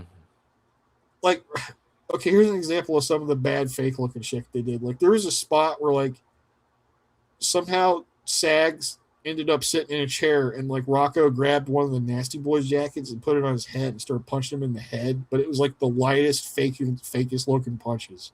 Hmm. It didn't look good at all. It's like the dude was just sitting in a chair, and it was like you were going, like punching him straight in the head. And like there was no reaction. Yeah. And there's like a lot of missed strikes and stuff. There's a bit where like Rocco is outside after barely hitting the ring post, and he's like obviously looking up at the ring, like waiting for something to happen instead of like selling. Like that shit that we get on to people now. You know how like a lot of people like in modern wrestling do this shit. If there's like in a multiple man match or they're in a tag match, they'll do this shit where somehow they end up on the floor and it's like they're kind of selling, but they're kind of spending too much time like watching because they're like, my spot's coming up. Oh, Yeah. my spot. Yep. Randall had the best solution. It was sell and sell really far away and watch what's going on. And then when somebody asks you, Randy, why aren't you helping? Why aren't you over there? And he's like, I don't want to get landed on. I don't want to get landed on, and I was grabbing my wife's tits. And it's like, I can believe that. That's a valid reason. You don't want to get landed on. And you want to grab your wife's tits. Yeah. That's actually real, by the way. He like went to like his wife, which was like by the front row, and he like squeezed her tit like really quickly. Shit's funny. And someone had a cell phone and like took it in the picture of that. Wow. I didn't know Yeah. that. Yeah. Randy's wild. Mm-hmm. Like, to me, but that kind of shit bothers the hell out of me when wrestlers do that. It's like, and I'm not a wrestler, I know, but like, it's like, God damn it, you're on TV. Like, fucking, like John Moxley was doing that a lot too, like in AEW, where he was like obviously like looking around and waiting on shit, or like straight up instructing people, this is what we're gonna do, and you can fucking hear him saying it and shit. Yeah. I will say it's not fully their fault. It should be like the production team knowing where the point and having the microphone like low in some areas. So like It is maybe that too, but he also shouldn't just be standing straight up and like looking up in the ring. sure, yeah. But Randall, I think, knows where the camera is. He's like, all right, they're not pointing at me. Let me go grab a titty real quick. like that's what I think he does. Finally, they take positions back in the ring like they're going to have a tag match like after all this bullshit. And he doesn't really make up for it or get any better. I gave this a bad score. I'm just giving you a heads up. Me too. Yeah. But I gotta talk about it. Yep. So Johnny Grunge's arm is apparently broken, and he's like wrestling. Like, What? I guess it's really broken because otherwise, why would you be wrestling like that? Like you notice he's taking these bumps a weird way, and he's like not really moving that good. Maybe. I guess he really wanted to get paid, though. You know. Yeah, that's what I'm thinking. Or either there's some type of momentum happening with this group, and they want to be on TV a lot. So maybe they're just like, all right, fuck it, we're gonna have a match, but we're gonna somehow work around it. Yeah, I didn't try to look into it. I'm just assuming that's what it is. So Yeah. don't jump on me. Nasty's take over, and at one point Rocco rolls out of the ring and throws his hands up like fuck it, like he's leaving. He's like he's leaving his partner, but he comes back with a trash can. And then what happens? He just gets punched, and it's like he looks like an idiot for like bothering to do that. Mm-hmm. He didn't even get to use it. The struggle's on a little longer. Sags is out on the floor. They're fighting with Grunge, and then Grunge just kind of falls over from something at one point. You don't really see it. You can't tell. Mm-hmm. Rocco's on top rope. He's going to do something. Stag nails him with a trash can and causes a DQ. And it's like, fuck. All that shit just to end in a DQ. This shit was snake bit, though. It just looked like they whiffed a bunch of shit and everything looked bad. It was just, I give it a 3.9. That's what I gave it. Shitty fucking match. Yeah. Fucking Hulk Hogan still has red, white, and blue running through his veins, though.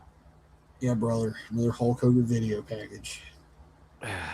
Then another video package recapping their damn mega angle that they're pushing to the moon. Then Sting and Luger versus Flair and Arn Anderson for the tag team titles. Fucking Joe Gomez doesn't get his fucking WCW debut because he wanted to go save a woman. Yeah. Poor Renegade. He got almost crippled. Yep. Luger press slams Flair. That's not the first time this happens in this match. It's not the last either. Dude, it's it's loud in the arena. But it's not last. It's so loud in the arena right now for these two. They're going ape shit, yeah. Yeah. And then, like, Luger's also, he's going on a Jurassic rampage in this match because he's screaming his head off. Yeah, he's like, I'm going fucking Raptor on your ass. He did that press slam. It was like, oh! Fucking threw him. And he's like doing his clothesline. Ah! And he does like a big elbow drop and he misses it. He's he missed. Oh! Flair's doing he tries to do his flippy spot. You know, at some point he gets thrown in the corner, and then he runs to go to the opposite corner, but forgot Sting was standing there. So Sting just punched him in the face, and he fell over. And he's just like laying there on the apron. I love that Ric Flair is like this great wrestler, but he like does these like stupid heel things where he's like, oh, I'm gonna escape. Oh no, I ran into the enemy and get hit in the head. He has comedic spots, yeah. Yeah. Or like the flop, you know. Mm-hmm. I think we talked about this last episode where it works well for both like Arn and Ric Flair. Yeah. Luger suplexes Flair into the ring with a delay, and Flair is screaming for God already. Yes. And the match isn't even that far in. He like hit that suplex, and Flair was like, God! Ah! You know it's great when he's screaming for God. Yep. But Luger misses that elbow drop I was talking about. Flair tags Arn in, and then Luger tags Sting. And then Sting and Arn go at it for a little bit until Sting gets the better of him, and he tags Flair. And Flair gets press slammed again. And Flair rolls out of the ring. He grabs a chair out of nowhere, and he starts acting crazy and shit. And then we go to a break, and then we come back, and then Sting is still in control. Flair can't get anything together. And Sting hits a top rope superplex on Flair, and he sells it like he's flopping, like he's a fish out of water. And then, like, Sting, he, like, goes to walk over to him, and Flair is like, he can't get up. It's like he's trying to get up, and he can't. He's like, no! He gets pinned, but, like, it gets broken up. Then Arn gets in. He hits Spinebuster on Sting for 2. Flair's chopping Sting. He tries a suplex, but his back sucks because he's just taking so many big falls. And he yells for God again because his back hurts so much.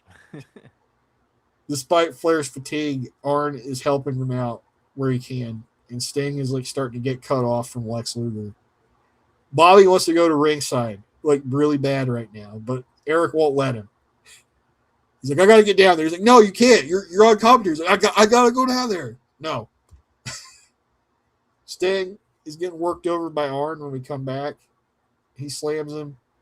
And he goes to the top rope to, like, do a splash, I guess, which Arn Anderson doesn't usually do. But Sting, he eats some knees, and he's down again, and Sting tags Luger. And then Luger is in there with Flair. And Luger's firing up, hitting punches, clothesline, press slam, power slam. He's got it. Then the Giant comes out after Luger and clotheslines both Flair and Arn out. And then Luger just starts fighting the Giant. And then he gets in the ring and the ref calls for the bell. Like, that's what happened. Yeah, He didn't even touch him yet.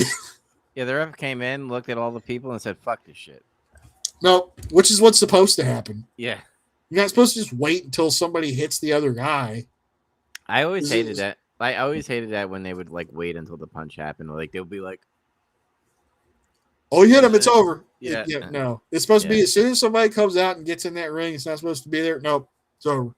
See, what's supposed to happen is like when someone comes in the ring, then the referee should begin like 1, 2, 3, and then they would get out of the ring because they would usually like give a warning, or they'll just go like, "Everybody's in here. Fuck this shit. DQ for everybody. Throw it out." Mm-hmm. But overall, like this was still good. Yeah, it's a pretty good little match. I enjoyed it. I gave it a 6.2. I gave it a 6.5. I liked it a little bit more. On the post match shit. Yeah, another wrap up, and Bobby Heenan runs away, and Scott Hall is there, and Eric Bischoff is being all fucking tough and shit. But like, where's your man? You said like something was gonna be here. What is it? And like Scott Hall's going like, look behind you, Chico. He's like, what? I'm here. What the fuck? And then there's Kevin Nash in a fucking hat. Hat Nash. Yeah. Now I'll let you handle Nash's part, because is this where you said the rabbit hole comes? Yeah. So like, he gets the mic and he's like, "This is where the big boys play, huh? Look at the adjective. Play. We ain't here to play." By the way, is a verb, not an adjective. Whatever. LA Knight already corrected him. He's like, "Now I'm here, and you still don't got 3 guys." He's like, "You know why you don't have 3 guys? Because nobody wants to fight us." It's like, "What? You can't dust off any of these fossils or get anyone off dialysis?" He's like, "Where's Hogan? Doing another episode of Blunder in Paradise? Where's Macho Man?" And he's like, "This show is about as interesting as Marge Schott reading excerpts from Mein Kampf." And I was like, "Wait, what? Who's he talking about?" Because I had no idea who that was. So then I looked it up. And Marge Schott was the general partner, president, and CEO of the Cincinnati Reds from 1984 to 1999. That's funny as shit. So he was making like a fucking sports. I guess Kevin Nash is a baseball fan. He made a sports reference. They made a Mein Kampf reference. It's connected though, because she was banned from managing the team in MLB in 1993 due to racist comments, and again from 96 and 98 for stating that Adolf Hitler was initially good for Germany. Oh my god. And then shortly afterwards, she sold her majority share in the team. Now, hang on a minute, because there's a whole rabbit hole with her. I had to look this up. Like, what is her connection with this shit? So, she's like, apparently, in her house, she has a Nazi swastika armband. Like, it's a legit old one somehow or something. And somebody was like in her house one time, and they overheard her say, "Sneaky goddamn Jews are all alike," or some shit like that. Like this is like, you can go find it on Wikipedia. I'm not like saying this shit out of pocket or anything. Mm-hmm. And then like she has like this history of just saying a bunch of racist comments about people, like $1 million N-words and stuff like that. So and like how she doesn't want any black people on her team. So she was the Kanye West of the 90s. I guess. Because Kanye West went on like fucking Alex Jones' podcast and Tim Pool's podcast and just started saying shit like Hitler was good for like Germany and the Jews this and the Jews that and all that stuff. She said in some interview in 1996, she said, "Everything you read, when he came in, he was good. They built tremendous highways and got all these factories going. He went nuts. He went berserk. I think his own generals tried to kill him, didn't they?" And then, like, later that month, she was quoted in Sports Illustrated as speaking in a cartoonish Japanese accent when describing her meeting with the Prime Minister of Japan. Oh my god. And then she later said she didn't like Asian kids outdoing our kids in school. Oh my god.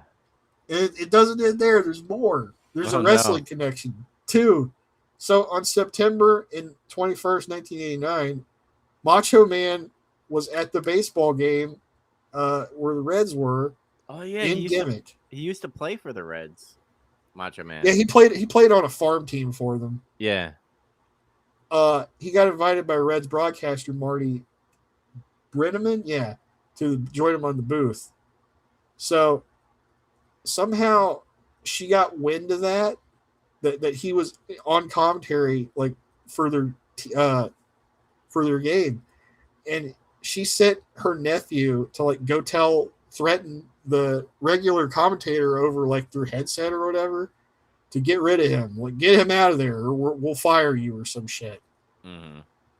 And like that guy Brenneman got pissed at them, said, "Don't you ever try to intimidate me again. Like you need to fucking come over here and just tell me, like, you know, why are you trying to treat me like this?" So like she had some kind of weird thing about, I don't want this fucking wrestler doing commentary. Like she didn't get it or something. Yeah. This is crazy. I remember hearing about that story that like they booted him out of like he was doing like some appearances, just random appearances with them for a little bit, and then like all of a sudden it just ended out of nowhere. Mm-hmm. But crazy. That's some fucking rabbit hole, dude. Yeah, like I read the whole thing. It was pretty irritating. Eric tells Nash that he's going to go to Atlanta tomorrow morning, and they're going to try to get them their fight. And then Hall's like, "We'll be at the Bash, Chico."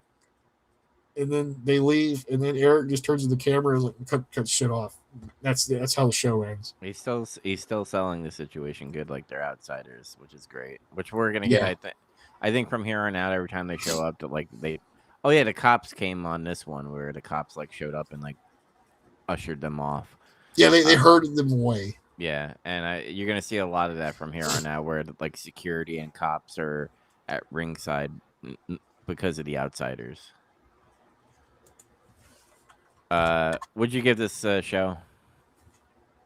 The matches on this show I thought were a lot weaker overall.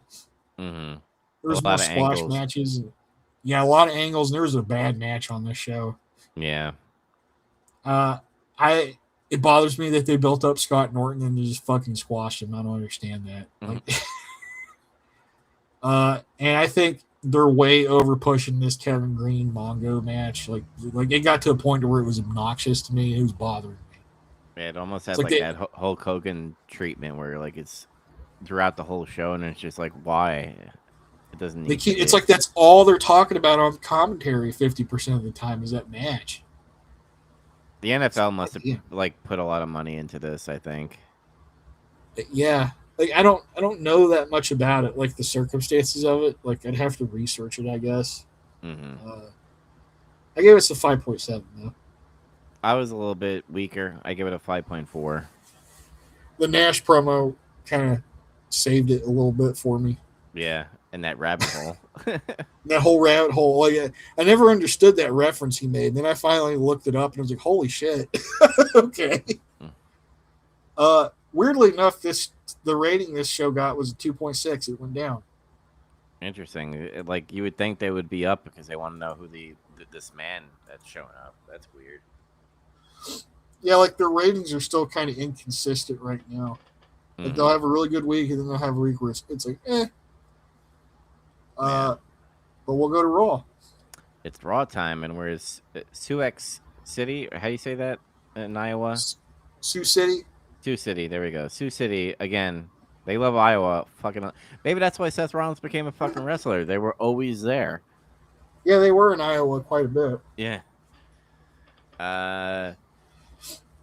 We have Vince and Lawler on there, and the first match is a King of the Ring qualifier with Owen Hart versus Yokozuna. Brother Yokozuna. He's not Japanese anymore. Yeah, he's Samoan. He talks English perfectly out of nowhere. During this match, there's a pretty loud "We Want Brett" chant that breaks out multiple times. I laughed. It's like that's kind of funny. Yeah. They have an okay back and forth match. Owen was able to pin Yokozuna though because he went up to do his bonsai drop and just lost his balance and fucking fell off. And Owen stacked him up, put his feet on the ropes, and pinned him. And I'm like, damn, that finish kind of made Yokozuna look dumb. And well, it's me like fast forwarding a little bit. Yokozuna does a promo where he looks disappointed in himself. So like obviously this was a work. This he didn't actually fall. Yeah, like Or it's if to they set something up, is I think is what it was trying to do.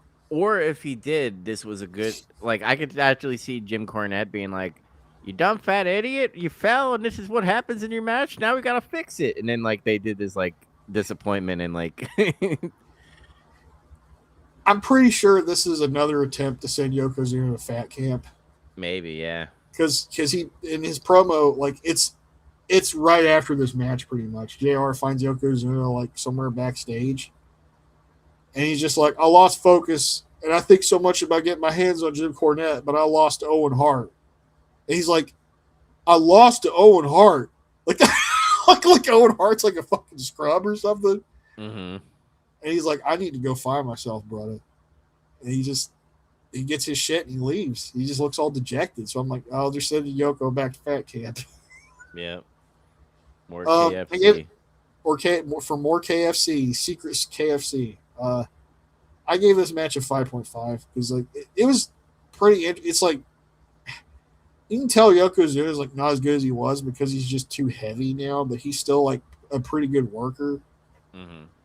And you know Owen's Owen, so I got some enjoyment out of it. I was just at first I was like, what the hell is that finish? So they made him look dumb, and then I was like, oh okay, I see. They're setting something up. Yeah. Uh, They had like that little thing about Jake Roberts where he was choking on his own vomit and stuff because he said cocaine on WWF TV. he straight up talk about drugs and shit. Yeah. Yeah. Mark Marrow with Sable versus Skip. Mm-hmm. This is another King of the Ring match. Jake was on commentary for this match too. They had like a face like commentary part of it. Yeah, he's not bad actually at color commentary. He's actually pretty good at it. He didn't do like a whole lot, but like when he would get in there and say some shit, because it's Jake, he's just one of the best talkers ever, in my opinion. Mm-hmm. It came pretty naturally to him. Like, you know, maybe there was something there too. Like maybe he could have been like a color commentator if he could have got his shit together. Yeah, you could have got money. Match was okay though. Marrow won with a top rope Frankensteiner after I complained about how I saw him do it that one time. It was like, why isn't that his finisher? He finished the match with it. Maybe people are starting to get to his ear, but like, dude, that's a cool move. Do it. Well, he had an interview with Chris Van Vliet recently, apparently. Mm-hmm. And they get into that. Like how, because remember I kept telling you, like, his finish turns into a shooting star press. He just hasn't done it yet. Yeah. And I saw it was a reel. He's like, how did you do a shooting star press? He's like, well, I think it was Jushin Thunder Liger did it. And I thought, because he's like, in WWF, I don't have a finish. And I thought, I think I could do that move. And then he just decided to do it at one time, and he almost killed Goldust with it. I remember that match. I remember him doing it to Goldust. So it's like that's the match I remember the first time I saw that move. I was like, whoa, he did like a fucking backflip and landed on a guy. Yeah. Not like a moonsault, it's like a forward. So like that was crazy. But yeah, I gave this match a 6. It was okay. Like they had decent chemistry. Yeah, and Skip's a good wrestler. He just, you know. Yeah. It's early wild man shit. Yeah, I gave it a 5.7. It's like it's good. It's just like I need to see more of it. I need to see consistent Mark Marrow. We've been seeing inconsistent Mark Marrow. I'm gonna give it a 5.9. My skip curve was too high. Skip too damn high. This is the fucking big segment. Okay. Yeah, this is because we got advertised this from the last episode that Ultimate Warrior was going to show up, and Jerry Lawler was happy about it. And here he is in a baseball cap warrior. Yeah, he comes out. He's got like black face paint on, like he didn't have his colors. It's like he did like a half-assed face paint job and wore a baseball cap that I think had his Warrior University fucking logo on it or something. He's all merched out. Which that was part of his agreement to come back was like, you got to let me push my shit on air. Mm-hmm. He's like, okay, pal. You can look like an idiot, pal, but okay. Yeah, this is like the infamous baseball cap segment where he comes out like that, and everybody had the same thought. That's what everybody says when they see this. Like, why the fuck is he wearing a hat? It'd be like if he. It's bizarre because he's in his ring gear, and he's got a hat on. Because he's Jim Hellleg. He's not the Warrior. It's that, yeah. Like that's how I'm just going to see that from now on. Lawler is standing there, and he said at the beginning of the show, I created a painting of the Ultimate Warrior, and I'm going to give it to him as a peace offering and shit. I forget he's an artist. He actually did. I had to check to make sure. Yeah, he did that painting. That's fucking awesome. It was really good, yeah. I wonder if Jim Hellleg was like, I like your painting. Can you like make it and like crash it over my head? That'd be pretty cool. Yeah, I don't know what happened to it. I get the feeling they probably weren't very friendly with one another though, because Warrior is so much of a damn asshole. Mm-hmm. But like, I had to double check to see if he really made the painting, and yeah, he did. But you know what's cool about that is that's how Jerry Lawler actually broke into wrestling, was from his background as an artist. He was doing this thing where like he was going to see wrestling locally at Memphis, and like what he was doing was he would draw portraits of like his favorite wrestlers and send them to like the studio. And then at one point, like they contacted him. He's like, "Are you the guy? Are you the Jerry Lawler guy that's like drawing these portraits of our guys?" He's like, "Yeah, that's my art. I've been sending it in. I'm trying to like, can you feature me?" He's like, "Yeah, this stuff's really good. You should come. You should keep sending us portraits." And that kind of got his foot in the door. It would have been funny if, like you said, like he went to the wrestling events and he did like drawings. Like in like courtrooms, because there's no cameras. They like draw what happens in the stands, like the court stands. Like that'd be pretty cool if like Lawler did like a job like that, where he'd like drew pictures of the like actual moves that were happening in the match. I think they featured him on TV one time at some point shortly after that. Just like this little interview thing. That's cool.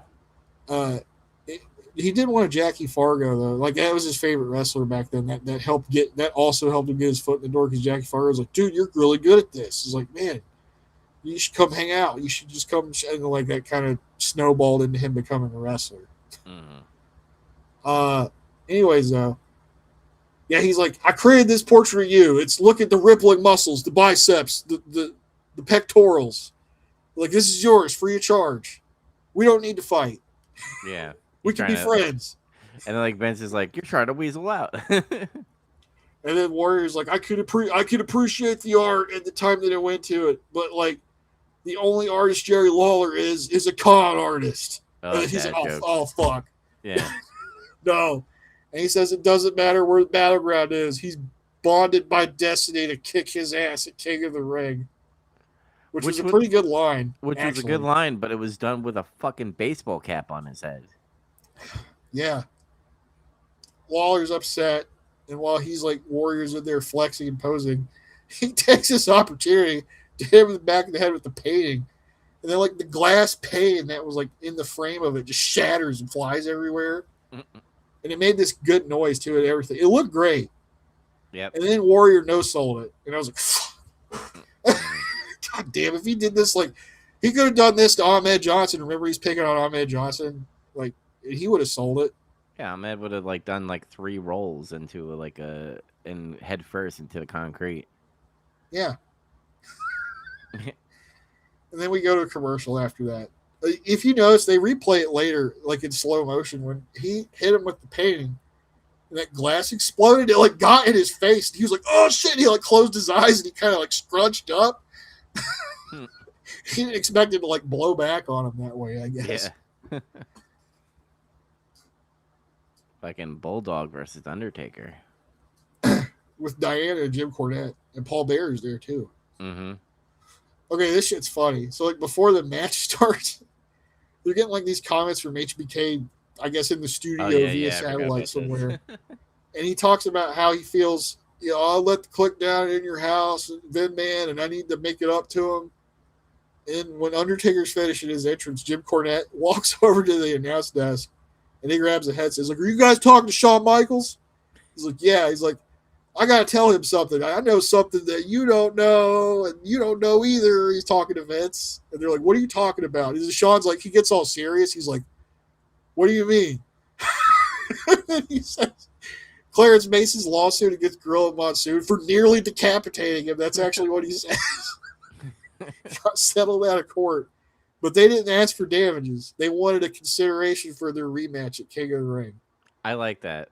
I have to admit, I like that. It's silly what happened to Clarence, but I like that they were heels, and it wasn't about the money. It was about fucking ruining Shawn Michaels' dream of being champion. Yeah, like he turned it into screwing him over somehow. Yeah. It's like, we get to choose a special referee, and it was granted to us. And Sean's like, he did like the Pikachu face. He did the Pikachu face, but he also like broke the fourth wall. Where he's like, "Is this true, Vince? Like, is this true, Vince? Do you know anything about this?" And he's like, "No, I didn't know anything about it." And Sean's like, "I don't even want to deal with you, Cornette. Like, you put me through so much stuff already." Cornette starts laughing at him. He's like, "Son, you don't even know the half of it. You need to get into a new line of work." And he's like laughing after the feed's cut off. She's like cackling. Yeah. Dude, Shawn Michaels sold it well. Like, he was like actually fucking shocked and like sad that he might lose. Do you see why he becomes dickish, HBK? Do you understand it now? Mm-hmm. Everybody's trying to screw him over. He's trying to be a nice guy. He just gets fed up and has enough. But after like they cut it off, he's like, "Did you see the look on his face? I wish I could take a picture of it." And he's like, "No, on second thought, I don't want to picture him anywhere near me." But he looked like he was going to be audited by the IRS, and him and King start laughing and shit. Yep.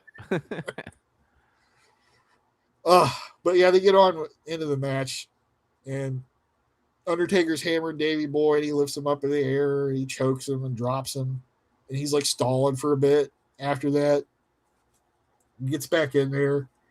Taker hits the old school, I don't know what else to call it, the rope walk move. Mm-hmm. Bulldog starts choking him in the corner. Or he starts choking Bulldog in the corner, I'm sorry, after that. Taker hits body slam, leg drop for 2. Bulldog gets back in the corner again, but this time he fights out, and he hits a few strikes and a headbutt. And you know it was a good one because he goes, "Hoo!" before he did the headbutt, and he hit him. And he hits a delayed suplex, but Undertaker just sits up. So Bulldog's like, "Fuck." And he shoots him off, and he hits a power slam. And he sits up again. He's like, "Ah." Go to commercial.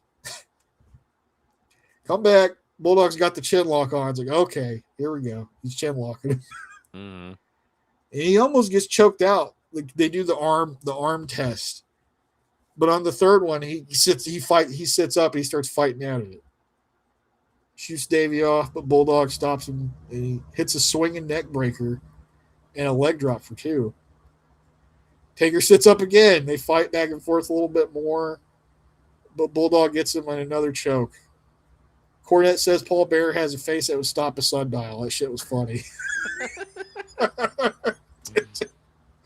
Like, I'm going to remember that one. That's good.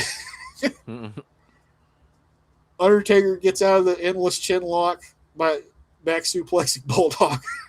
And they both stay down for a bit, but I'm like, is the referee counting? They're both down. I can't tell. They both get up. Undertaker tries a tombstone, but Bulldog flips out. He tries to do a running power slam, but Undertaker slips out that time. And he runs Bulldog in the corner, hits a throat thrust when he bounces back at him. Commercial. Come back again. Undertaker hits a big clothesline. He chokeslams Bulldog. He clotheslines him out of the ring. They start fighting out on the floor. Taker throws Bulldog into the stairs, and he throws him back in the ring. You're like, okay. And then he tries to get in the ring, but he can't. He's like, oh. You're like, what the fuck? And you see Mankind was under the ring, and he grabbed Undertaker's foot, and he won't let him get in, and he got counted out. I like that. That's a good ending. Does he? Yeah, Bulldog beat him by count out. Mankind screwed him over again. My favorite part of this is like Mankind and Bulldog are beating the shit out of Undertaker. Jim Cornette comes in and says, "Get out, get out." He's like, I don't want my men around him. He's dangerous. Bulldog helps Mankind beat up Undertaker for a little bit, but yeah, that stops very shortly afterwards. Mm-hmm. And then Mankind's like got Undertaker in the ring, and he hits a pile driver on him. And he starts squealing and shit, like he's gonna put him in mandible claw. He's like winding up for it. And then Gerald Briscoe and a bunch of like referees come out and like stop him. And then Undertaker's just dead. He's just like laying there dead. I give the match a 6.1. I thought it was pretty good. I was a little bit higher. I gave it a 6.4. Because it was entertaining because one, like it did the whole Shawn Michaels getting fucking shitted on by Jim Cornette on the microphone in a good way. Like Shawn did it well. But like the back and forth, I like that it showed that the Undertaker was like unstoppable still. He had that Michael Myers type of energy going on where like, hey, I'll use my running power slam, but shit, he's still getting up. Yeah. So, and I just love that they still made Undertaker look good because he got held up by Mankind as a countout, and it gave the win to British Bulldog as a heel. Yep. Good stuff. Keeps Bulldog strong for the rematch too. Mm-hmm. This is okay show. No real strong matches. I mean, like the main event was pretty good. Mm-hmm. No real strong promos or segments, but nothing bad happened either. Yeah.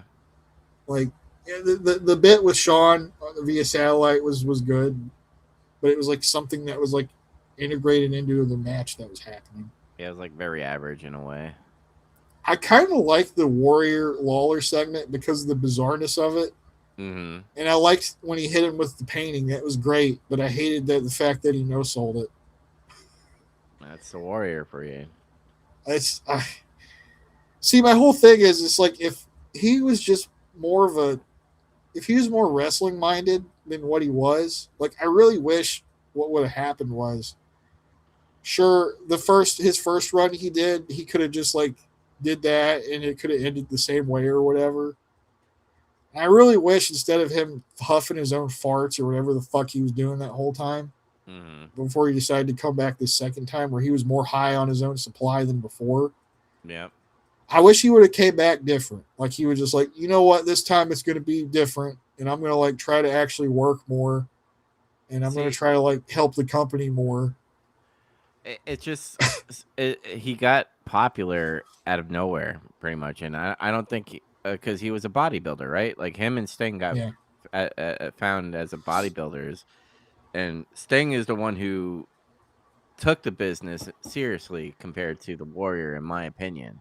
Because they were like, Warrior looks fucking huge, man. Like, we could make money off of him. And he's just like, all right, brother, I'll do it. What do I got to do? Run to the ring, fucking shake the ropes, and then, do a military press and go home? And I make this amount of money? Like, that's always been his mentality. Like, I'm hot shit. Like, he's literally trying to be the next Hogan. He was almost the next Hogan if he took this business seriously. Yeah, he didn't take it seriously as the Hulkster did, brother. Mm-hmm. But, yeah, like I wish he would have came back with a different attitude, because you know what, I was thinking like this could have been good if that happened and he sold it. Like instead of like getting up and shaking, what if he just like got hit like that and he just didn't get up? Everybody would have been like, "Oh my god, did he kill him?" Because it's pretty violent. Like he hit him with like a painting and a bunch of glass shattered and fucking flew everywhere. You know how I would have probably done this? And I know this would probably not work in the 90s because they would have been like, that's fucking stupid. Where's the Warrior? But I would have had him come back as Jim Hellwig. Be like, hey, I'm Jim Hellwig. I used to be the Warrior back in, the 80s. and I have this wrestling school, and hey, look at this, comic book. And then you have Jerry Lawler just like making fun of him. He's like, "That's the Warrior," like it makes fun of him and all that stuff. He And cuts a promo like, "I'm not a dingo, I'm not a warrior, I'm a man. My name's Jim Elway." no. That's not where I'm going. But I'm like, he's like, the only reason he came back is because of the contract that he wanted to push his shit. He didn't want to be the Yeah. Warrior. And then you would have an angle where like Lawler gets in his face, where it brings out the Warrior, and then boom, that would be fucking cool. Oh, that is good. Yeah, like you Yeah. want. I don't. I'm not here to be the warrior. It's like, you want the warrior, you'll get him. Hmm. And he comes back as the ultimate warrior. So that'd be cool. Yeah, and that's where you take the business seriously and make money. But no, he was just like, I'm pushing my shit. I want to make money. It's kind of like people being like, I'm tired of fucking working for other people and making them rich. I want to be rich type of mentality with the Yeah. Warrior. Vince couldn't just catch a break to try to get these kind of like past stars back to like help him out. It's like Jake didn't pan out either for his reasons. Like, Hmm. yeah. I'm gonna say something, but when I say this, I'm not condoning this person as a person right now. But he gave Vince McMahon gave a lot of chances to these people. Like, love him or hate him, like you could have fucking fucked his daughter and killed his fucking dog. But if he saw business, he would still work business with you. Unless you were Randy Savage. Yeah, that. Just, I give a show a 5.9. Let me. What's mine? Uh, yeah, I gave it a 5.3 because like I like the segments, but the wrestling was kind of just like middle of the road. Like I enjoyed the Undertaker and British Bulldog more. Yeah, I like the Skip Miro match more than you did. Hmm. And I don't know. You like the main event just a little bit more than me, but like we both think it was pretty good. Hmm. But like some of the other stuff, like the Warrior segment is like, yeah, I acknowledge it was bullshit, but at the same time, I weirdly kind of liked it. Yeah. I don't know. So yeah, and then like the post match shit was good, or the Hmm. post main event. Yeah. This show Uh, scored a 2.7. so it's gonna do like mountains soon, Back right? and forth shit for a while, I think. Yeah, Yeah. before they actually stabilize and they're constantly ahead of them. Yeah. Hmm. Uh, so I got a question because if people aren't wondering how like we're watching it a certain way, we're not with We're not going the to tell you. yeah, we're not gonna tell you where, but like now it's getting harder because WWE is finding them. And did we find the Great American Bash to watch? Did we I find? found it on the website we were using previously Okay, cool. All right, because like I just did a random Google search and that was like one of the things that first came up. It was like it was there, and I clicked it to make sure it was there, and it's there. all right, nice. Uh, so I guess the next thing we're going to be covering is the WCW, the Great American Bash, June 16th, and then the next days TV tapings TV. on June 17th. Yeah, that'll be our next show. That's kind of cool because we're getting a pay per view, and then the TV shows, and then the next episode we're gonna have a pay per view and the TV shows again. Yeah, Yeah. should So be interesting.